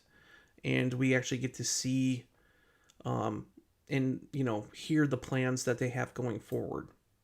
So Antonio's got, his contract isn't as long as Tavares's. He's got 2 years to start showing if he's going to have an extended contract to show what he can do and what he's capable of moving the company forward. The thing is this time we have a CEO, even though he's Italian, he is focused on the North American market, and that's the best thing possible. He's still the COO of North America, on top of being the CEO. So, let's see here. He didn't say anything about Brampton. No, he didn't say anything about Brampton yet. Yeah, they made a mistake by replacing not replacing the Chrysler 200 or the Dodge Journey. The funny thing is the Chrysler 200, everybody says it was a flop, and I've said this multiple times. The 200 was not a flop. The last generation, the UF, that was built at Shap, was not a flop at all. If you look at sales, when that vehicle went on sale in late 2014 as of 2015, they sold 180,000 units of that vehicle. At the time, the most the 200 Sebring ever sold was, I think, 144,000. But right after they launched that vehicle, they spent almost $2 billion launching that vehicle. They did something massively wrong. And that is whoever was the product planners on that car thought that people were going to buy the top of the line cars, like the 200S and the 200C. And that wasn't the case. They put all this money into putting all-wheel drive, V6s, parallel and perpendicular self-parking into those cars. No one bought those models. There's some that bought them, but a majority of the models that were sold were touring and limited models. They were front-wheel drive, 4-cylinder models. People buy those cars to be appliances, period. If you're buying a mid-size car, the majority of the market that buys mid-size cars are appliances. You look at the Honda Accord. Honda Accord still sells 150,000 units a year. It's not anywhere near obviously it's about 50,000 units short of where they were back in 2003. But if you look at the Toyota Camry, right? Camry doesn't have any performance options. They have a TRD package that gives it a little more styling. There's no performance model. There's no all-wheel drive. if you look at that actual car, they still sell close to 200,000 units. And back in the early 2000s, they were selling 240,000 units. So yeah, the car market has, decreased a little bit, but the car market has a lot of potential. Not everybody wants an SUV. They just don't. SUVs all look the same. They're all kind of the whole same gimmick, and some people want to be, I don't need an SUV. I'd like to have a car. So the problem was even when they discontinued the 200, the very last one to come off the line was a touring it was a touring model. It wasn't even a fully loaded one. That's the reason why people bought them. Cheap. People want cheap cars. If they build a mid-sized car again, which Chris Fuel, I always say Fuel, but she corrected me, it's Fuel. If they build a mid-sized car, they can't fill it full of all this tech. They got to keep the price down. And if they did, if they kept it between 24 to 34,000 bucks, sell a ton of them, guaranteed. People want something that's cheap, that's reliable. That's another thing that's plaguing the company is quality control issues. So yeah, they need to. I hate when people say the 200 was a failure. It wasn't a failure. The first year was very much a success. There was a couple failures to it. The reason why is when you have your CEO Sergio Marchionne basically saying all of a sudden hey, we copied the rear design because people were complaining that the back of the car didn't have a ton of headroom. He basically said, we copied the design directly off of the Hyundai. The Hyundai Sonata. That doesn't do any good. And then, literally, after you launch the car for a full year, you get about 4 months into the second model year and you announce, hey, we're discontinuing the car market. We're going to keep the muscle cars, but we're going to discontinue the Dart and the 200. That was a stupid move.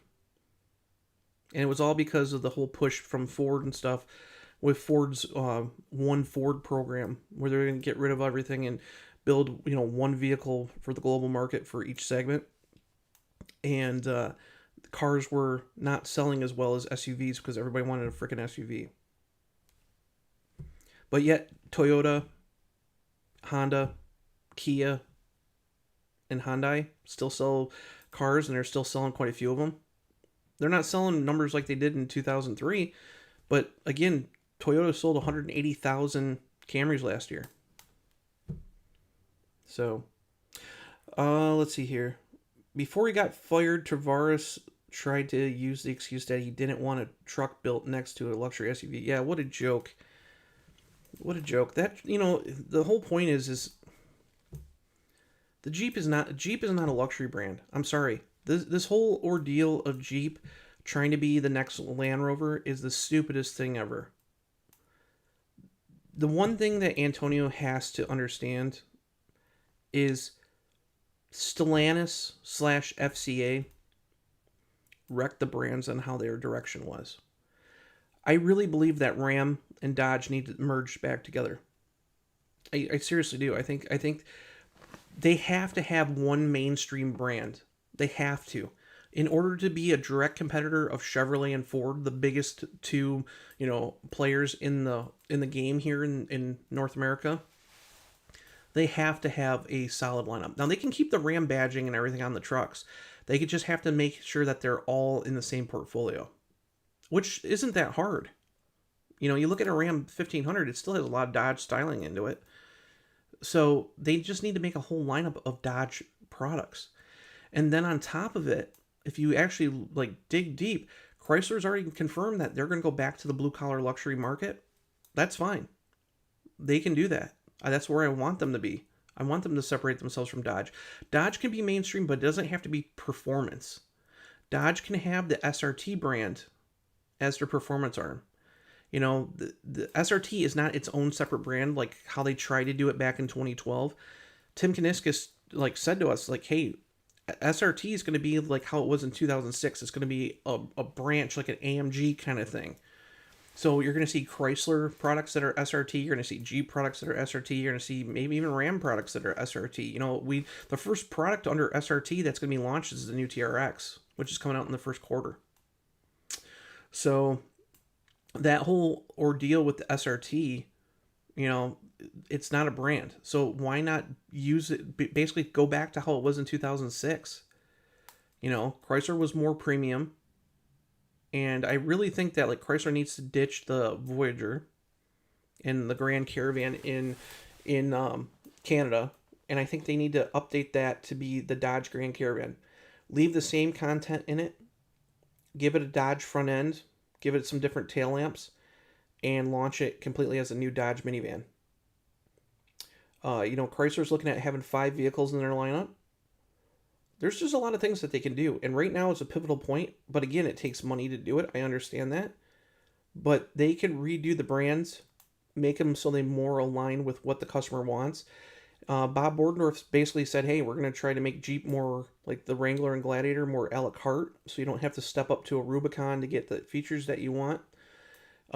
He's tried to lower the prices on things. And obviously the Grand Wagoneer has always been a premium vehicle. So I understand that that's going to be a costly vehicle. But the problem is Jeep has become this premium brand, which just kind of put it kind of out of sight for most people. Jeep needs affordable vehicles. And the one thing I can honestly say is one thing I'm really impressed with the Cherokee, and I know a lot of people are complaining about the price of the Cherokee.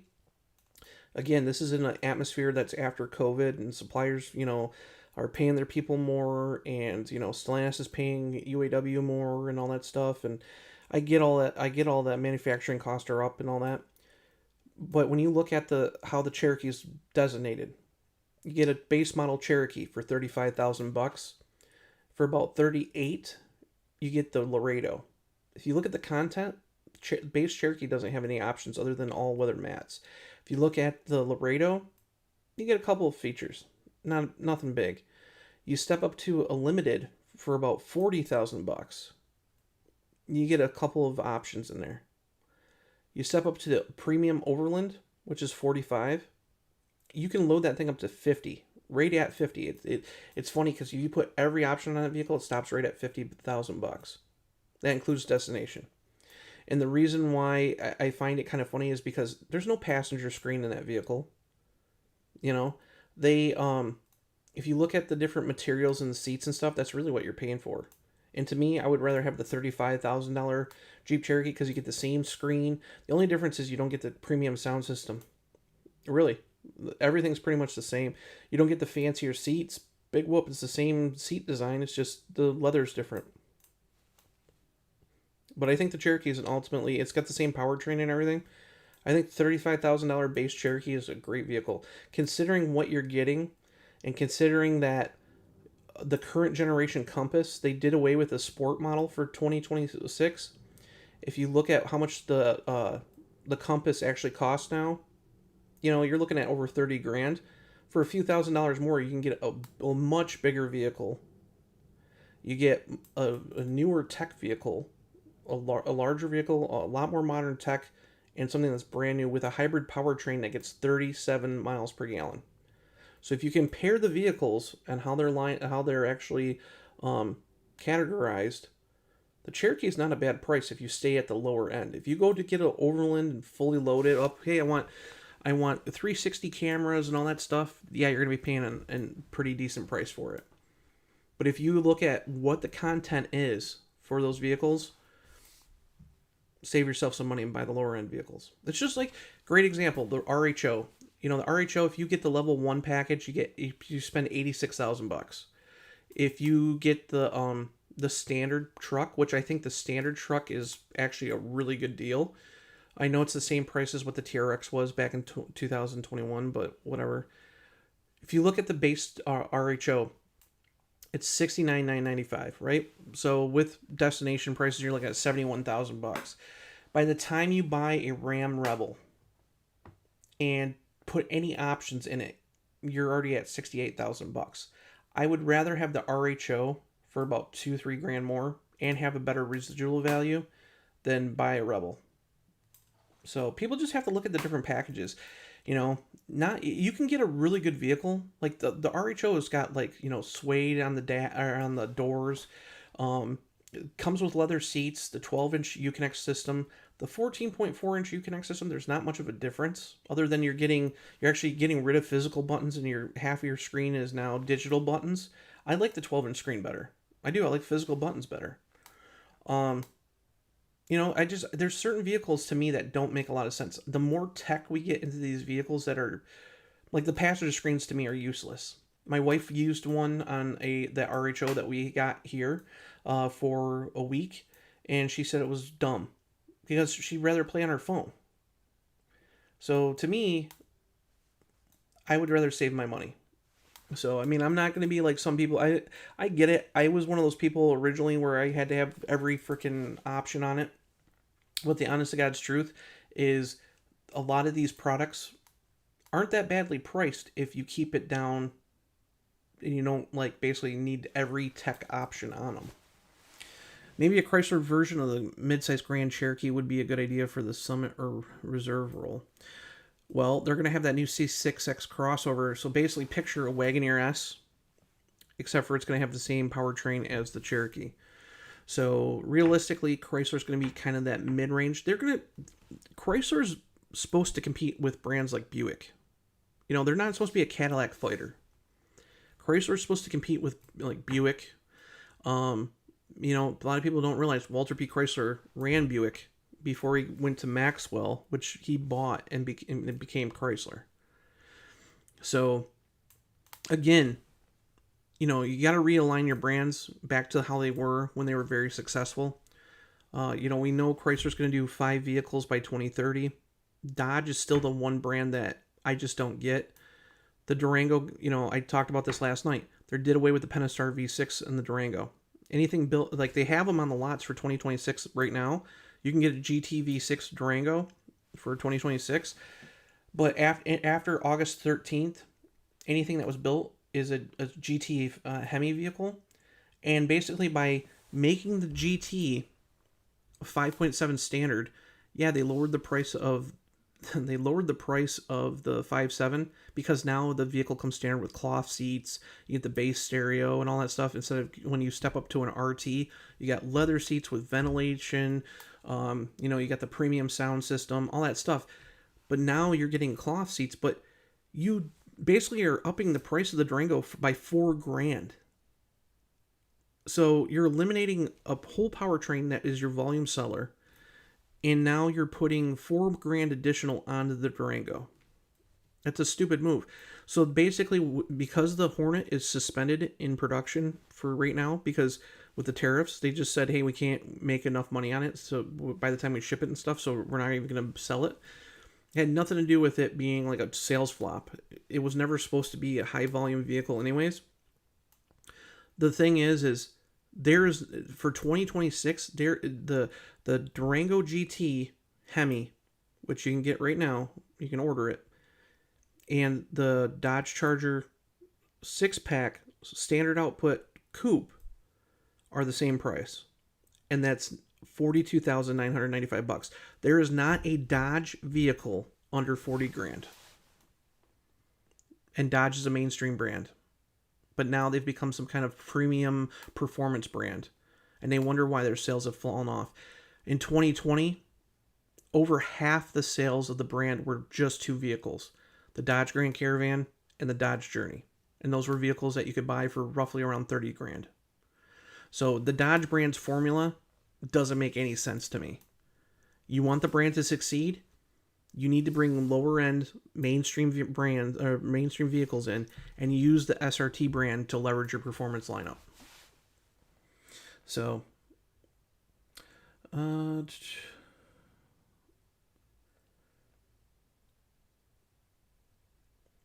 thanks, Matt. I appreciate that.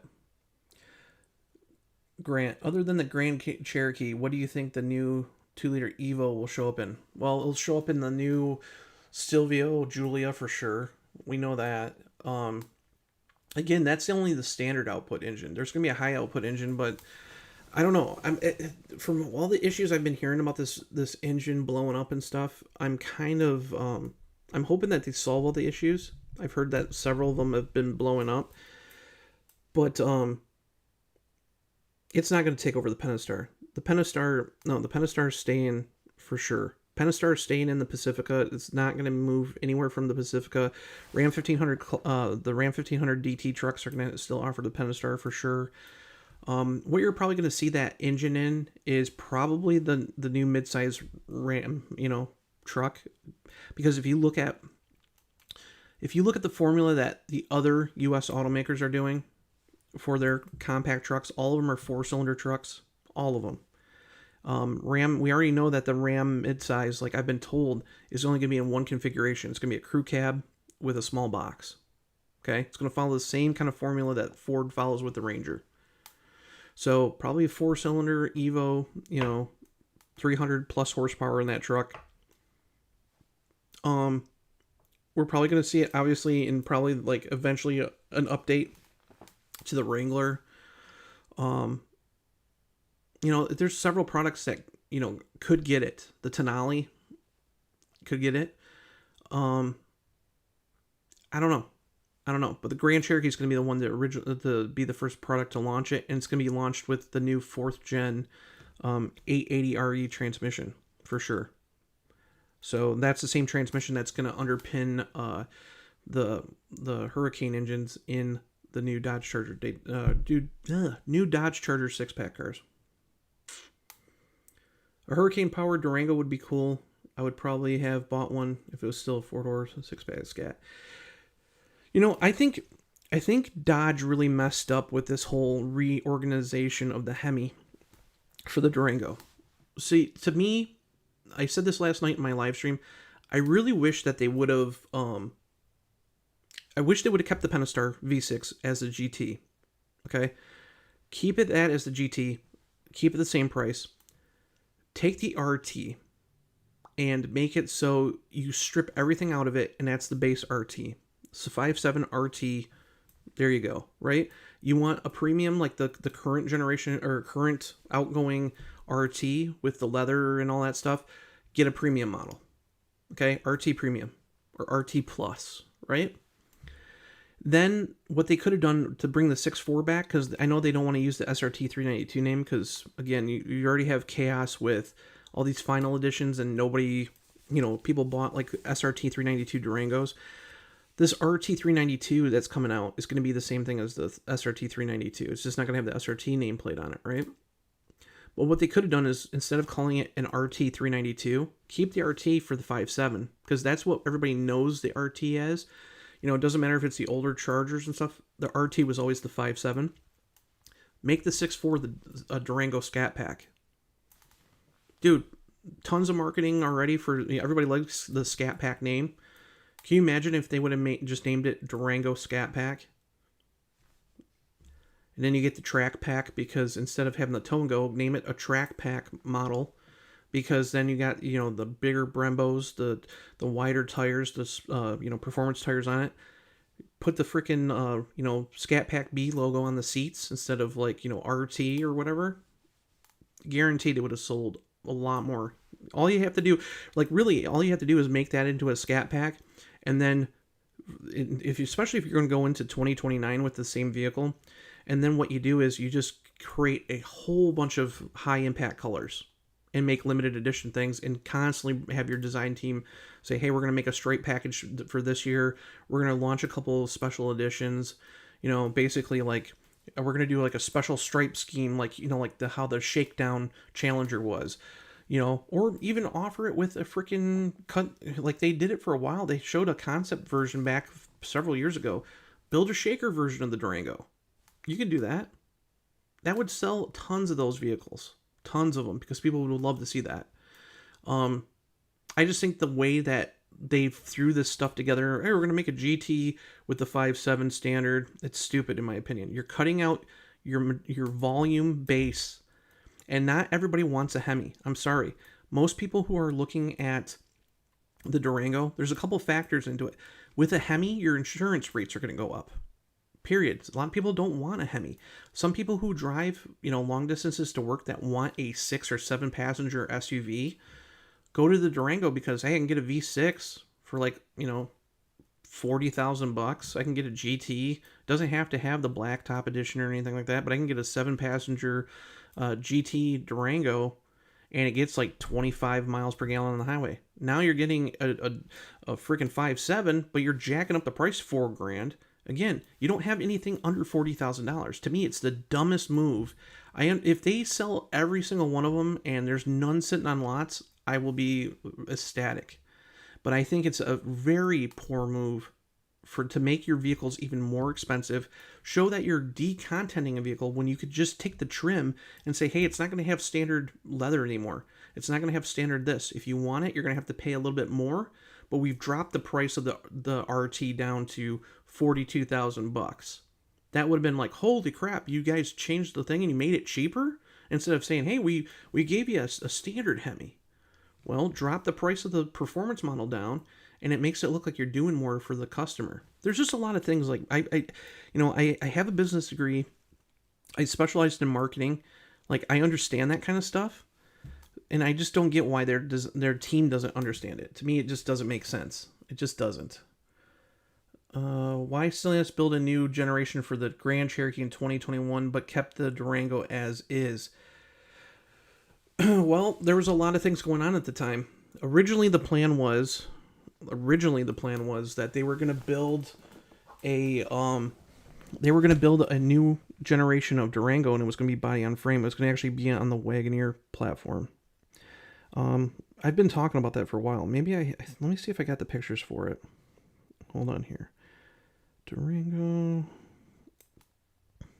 Let me see if I got some pictures on here. Give me just a second. I have the pictures of those vehicles somewhere. There were some sketches I had since 2018 of what the Durango was supposed to look like when it was updated in it was supposed to be updated in 2020.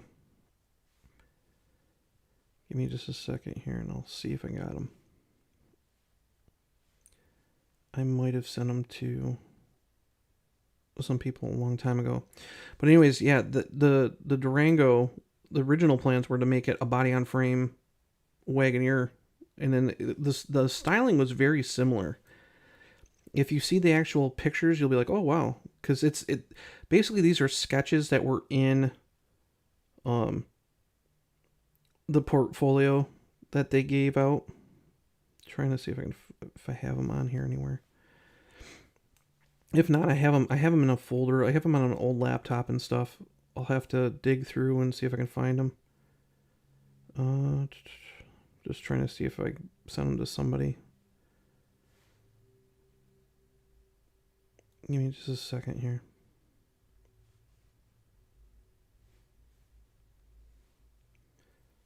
Seeing if I got so many freaking pictures and stuff over the years. Just trying to see if I have them anywhere.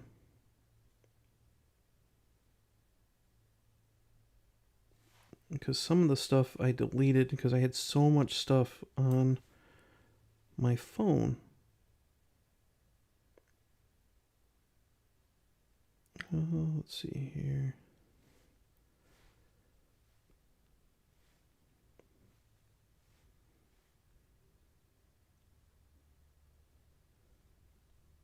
Here we go. Let's see.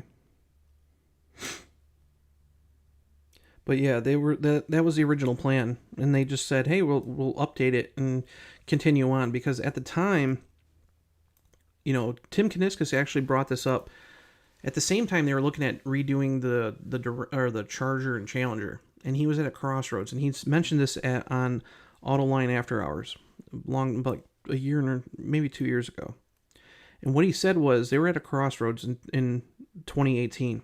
It was either, hey, we're going to, adapt the Giorgio platform and come out with some new vehicles, or we're going to basically just, continue on and put bigger Hemis in the cars. And that's the thing they did because it was the cheapest route. And it seemed like, hey, they could invest more money into updating Hemi engines, and look at what it did for the brands, change the whole brands around. But the problem is to me, you're killing the Dodge brand because, not to sound stupid or anything, but when you invest in all these products and you update them very mildly, and then you just keep running them out to the point where there's nothing, really to sell them on, you're wrecking the resale value for the older vehicles, the people that have already bought them. And then on top of that, you got old product. That's the problem. I mean, it's a cash cow for them, but it's old product. I'm going through pictures from like 2019 right now. Seeing if I can... Maybe that's all I have on here.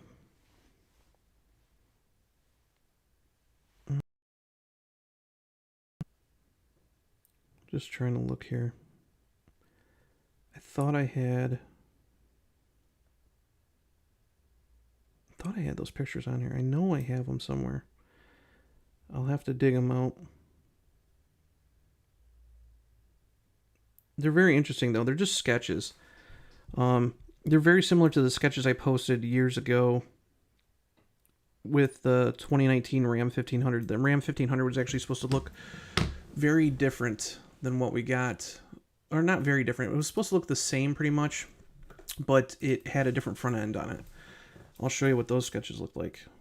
2019 Ram. Let me see here. Sketch. See if it comes up.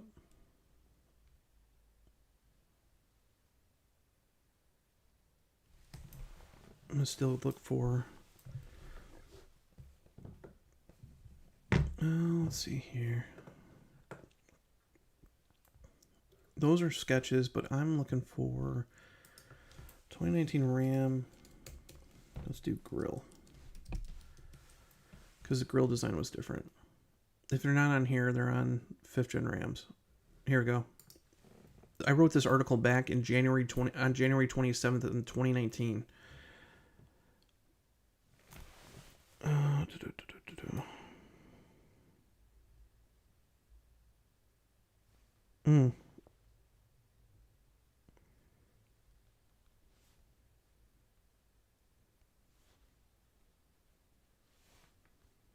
I wonder if I sent them to him. I don't think I have. Yeah, I don't have. Those were on my old phone. I'll have to look them up. But I have pictures of the Durango. Oh, let's see here. So this is the kind of pictures that I have of the old Durango, the supposed Durango. But this is what the original sketch design was for the 2019 Ram DT trucks. Now, I got these in 2017, but you can see how much of the design actually made it in. So this is a Laramie Longhorn here. And if you look at the difference, the crosshair grill, you notice how on these trucks the actual grill design came into the headlamps. That's because it was supposed to have a crosshair grill, and they just took it and they changed it. So they ditched the crosshair because they wanted Dodge and Ram to be more separate. And you can see the vents are pretty much the same. The hood's pretty much the same. The only difference is what they did was they gave the upper brow of the grill, they gave it this Ram, like what they call the Ram horns. So it looks like the top of the actual Ram emblem. It's kind of like a quick little nod to the horns on a Ram. But this truck here has a two-tone paint scheme. You can see that it has the Laramie Longhorn badge on the side, and it's got the limited wheels on it. So those wheels are, that wheel design has been out for a while. And then on top of it, if you look, the funny thing is it looks more lifted, but if you look at the actual design, the grills, like the grill changed. The front bumper didn't change at all. It's still the same bumper. If you look at the body lines, this body line here and these body lines are still pretty much the same. The funny thing is when they were designing the DT trucks, they used a lot of inspiration from one of my favorite trucks, the 1990. Well, it is my favorite truck. The 1997 to 2004 Dodge Dakota. If you look at a Dodge Dakota, it has the same body line here, and the fenders are pretty close. But so it was a lot of Dakota built into this truck, but you can see that it carried over. But that's what the Ram DT trucks were supposed to look like originally in 2019. And you can see like how the caliper, I say caliper, but they kind of look like a caliper, the DRL.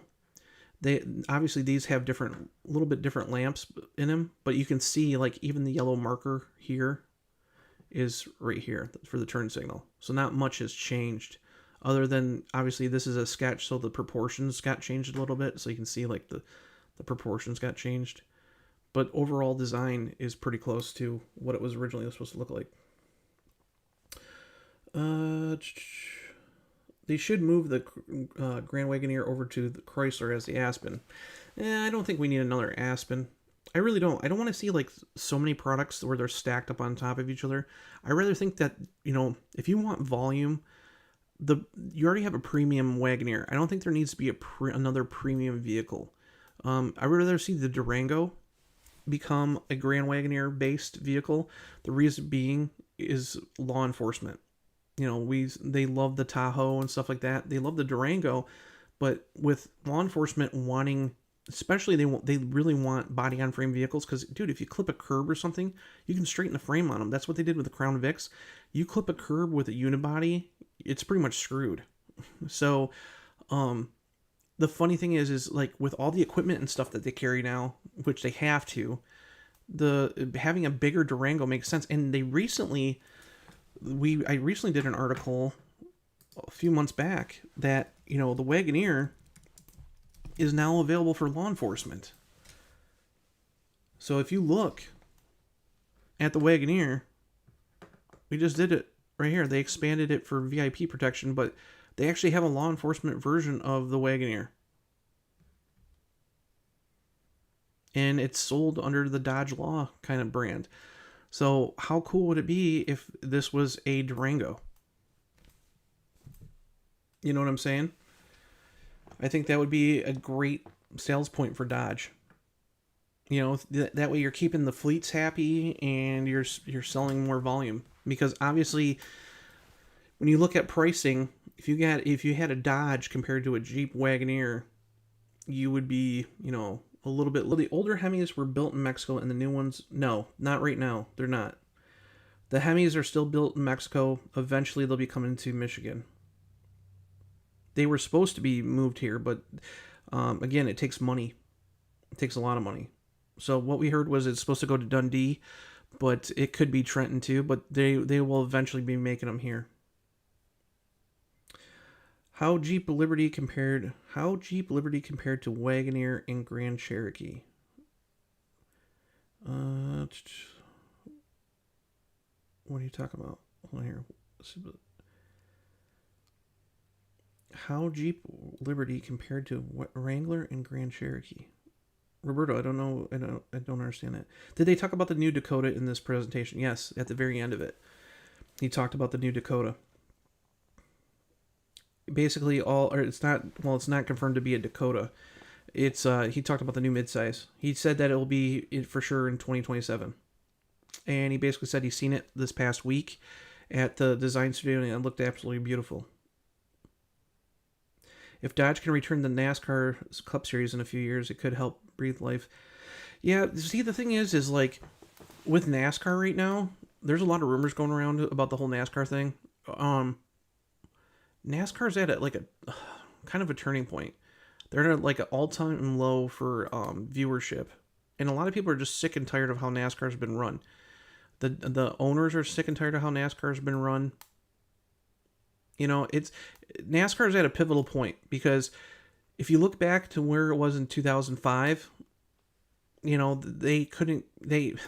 the tracks were building additional seating to fit people in because they couldn't sell enough tickets.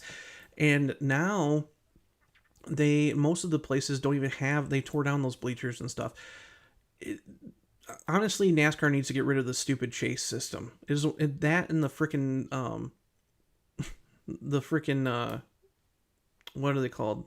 Not the segments. What the heck are they called? My mind's going blank. You know how they have like the three mini races inside of the thing? It's stupid. They need to get rid of that. If you're a diehard NASCAR fan, that's not something you want. Period. I would love to see them like revamp the series to go back to how it was. So that way, all year round, you screw up like a couple times, your chances for the championship are done. I don't like this. Oh, hey, we raced And then in the last 10 races, it's like, oh, hey, like Jimmy Johnson won a ton of races, obviously, because he dominated the last 10 tracks of the season. So, or 8 tracks of the season, like Atlanta, in Charlotte, all those, 1.5 mile ovals over the years. And after that, I was just like done with NASCAR. I was like totally done. After Brad won it in 2012, I was like, dude, I'm done. Like it had nothing to do with Dodge, because even before Dodge returned, I was still a NASCAR fan. I was a Jeff Gordon fan growing up, and I was a Bobby Labonte fan.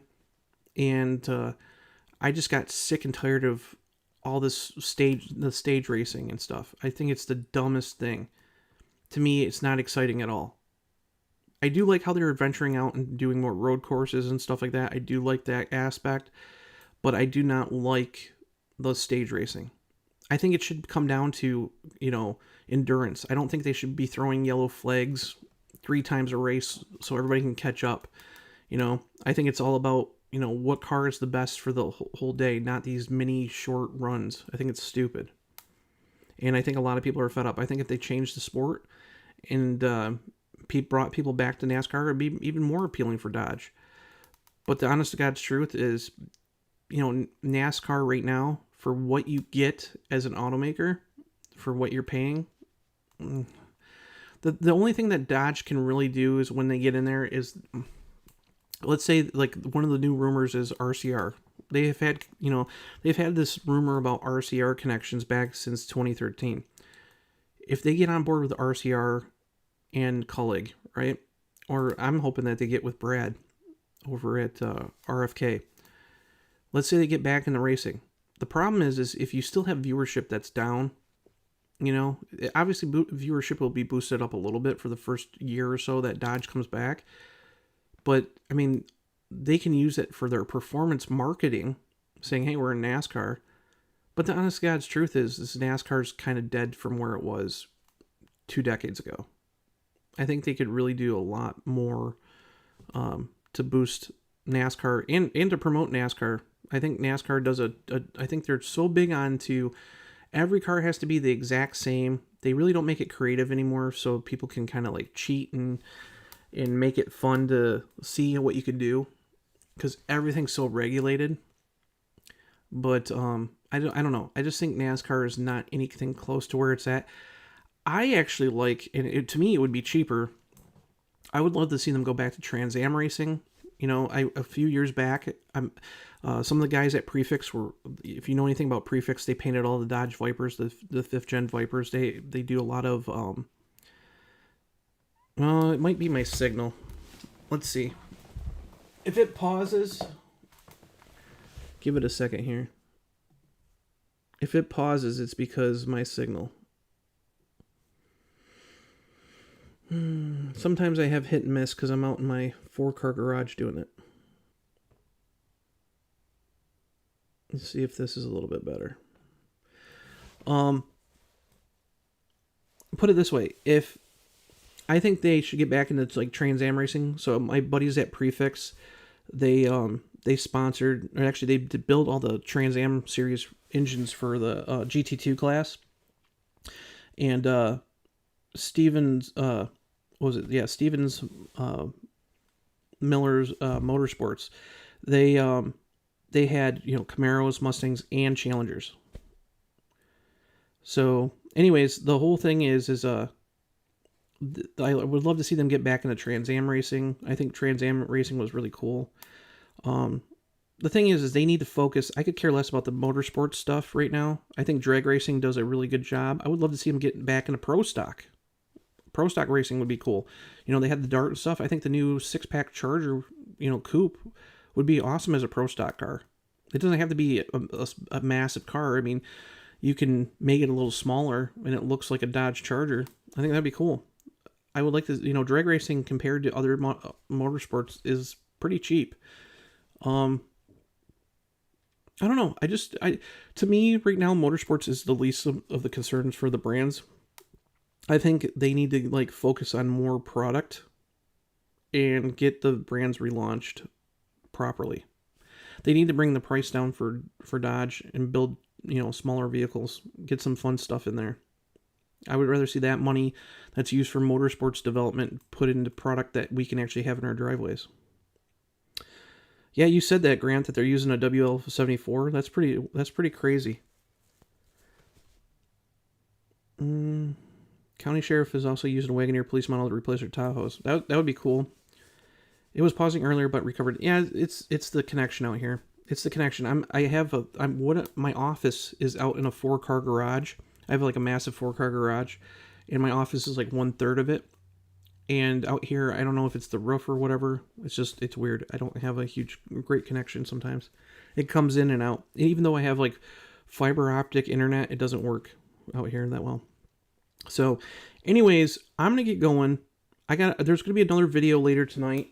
I gotta finish writing the article that's gonna go up later this afternoon on Mopar Insiders, and then stay tuned. I actually been digging through some old video. I have I have a little video to throw up tomorrow, which is it's gonna be kind of cool. It's some of the old like Stellantis cars and coffee events that they did. I have some like B-roll footage of the different concepts that they've done over the years. So like I threw together, I think it was back from 2019.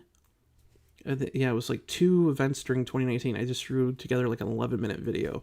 So I'm going to post that tomorrow. So it'll have different concepts like Easter Jeep Safari concepts and stuff, and some old like Dodge concepts. So I'll throw that together. And then this weekend, I don't know what's going on this weekend. We might do a couple car shows. I know that at the end of the month here, we're going to have a really big end of the month. We're going to be out at America's Most Wanted 4x4. They got an open house. And it's going to be a lot of fun because they built this massive facility in Fenton, Michigan. Massive. And they're completely moved in now. They're going to have a massive open house. So those guys, they sell more Hemi crate engines than anybody else for Mopar. It's crazy. And not only that, obviously you know them because they put Hellcats, Demons, Elephant engines into Wranglers and Gladiators. I've been out there several times before at their old shop. So we're going to do a tour of that. I believe AEV is going to have an event too. I have to look. AEV, American Expediting Vehicles, they have their little open house. I believe it's this month. I have to look. It's usually, I think it's this weekend. I'll have to see. Anyways, they do like a little open house out there. I'm trying to see right now.